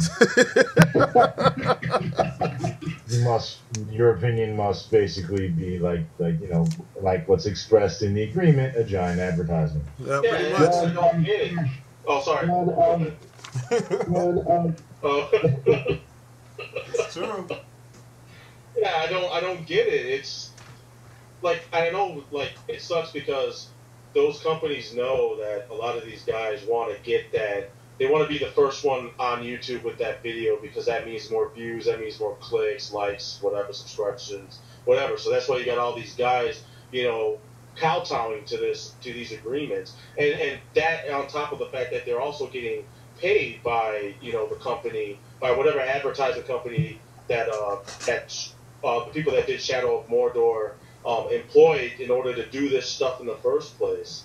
I think Jimquisition was talking with, I forgot who it was in the video, but the guy he was talking to had said how there's certain agreements he won't agree with, that he won't buy into, and when he was reading some of the stuff for Shadow of Mordor, like he was reading the contract, he actually didn't sign on with whatever it is that they were doing. He didn't agree with it, so he didn't sign on. What's his name? The guy who does that character, Francis Boogie 1 2 3 4 5 6 7 8 9 or whatever the fuck his name is. He's actually in favor of it, but he said he always. What happened? You just disappeared. When he's these agreements. Yo, you just disappeared. I didn't What hear. happened? The last part disappeared. I couldn't hear you. I don't think anybody could. Could you guys hear? Oh shit. Yeah, what'd you say? He did what? Yeah, you're cutting out again. It's Google. They can hear us, and now they're starting to fight back a little bit. They're like, it's that time. It's like, talking bad about YouTube. Talking bad about YouTube, man. Pretty much. But I didn't hear that last part, man. Where'd you go? Are you still there? Yeah, I'm here. Oh, okay. Yeah, go ahead. Say that part again. All right. What's his name? Boogie. What the fuck? It You keeps. can't say that name. Don't- Whenever you try to say his name, you go into a black hole and come back. Pretty much.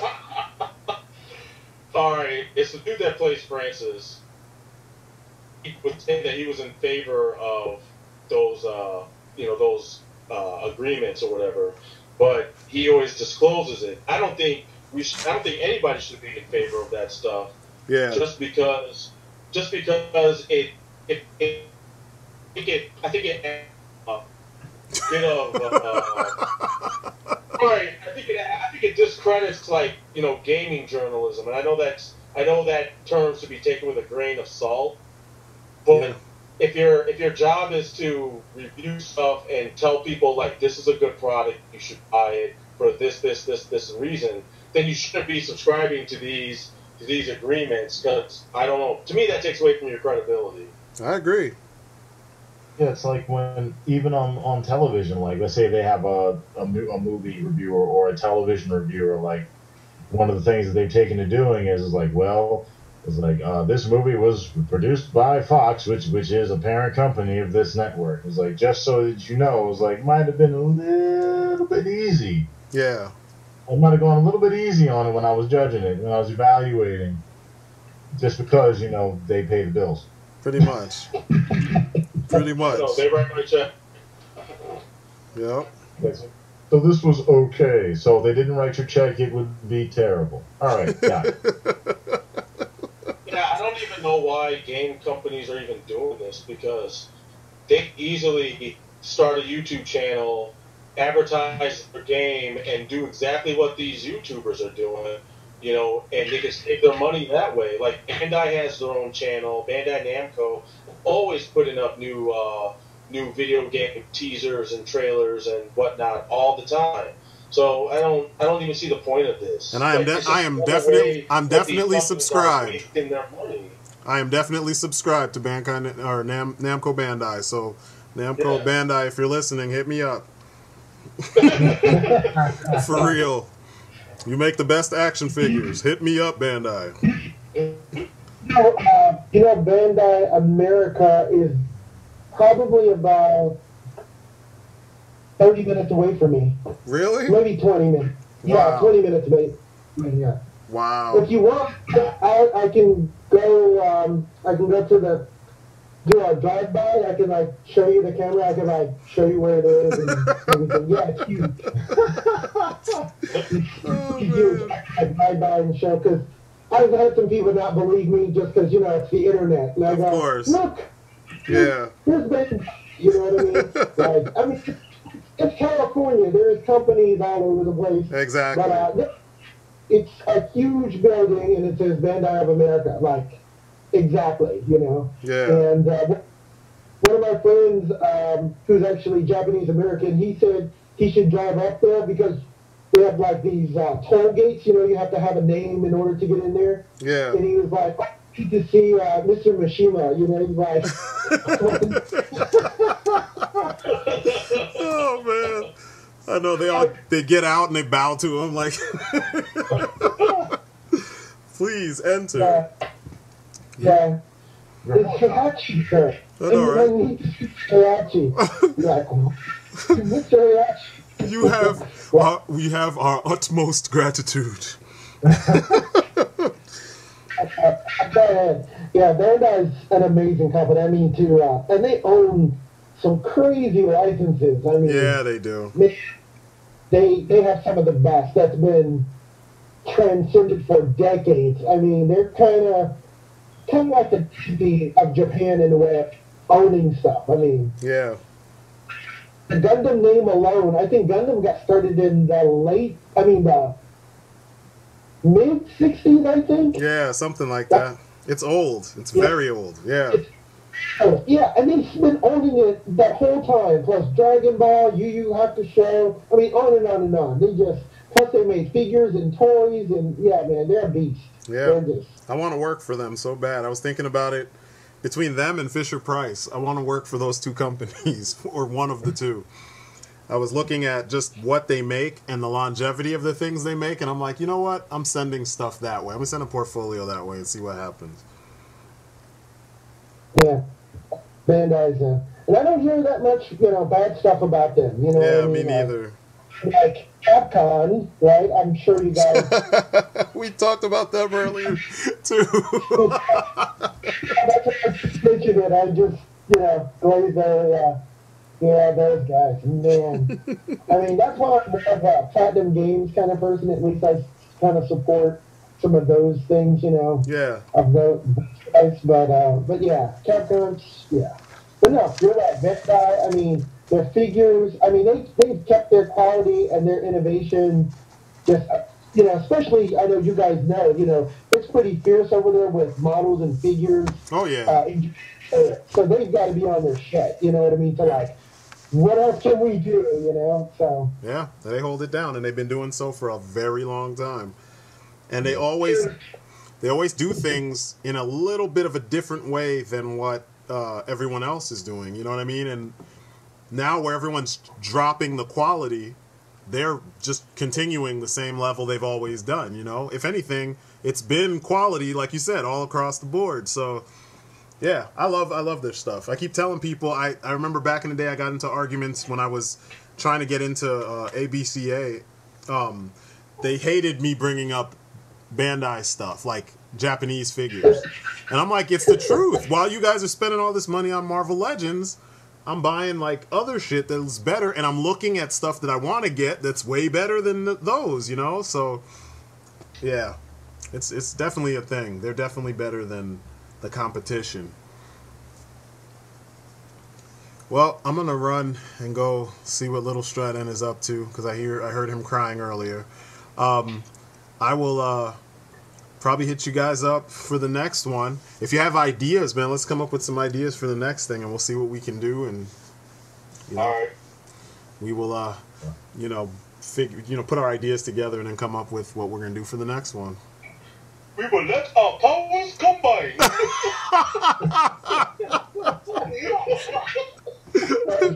I know, right? Heart!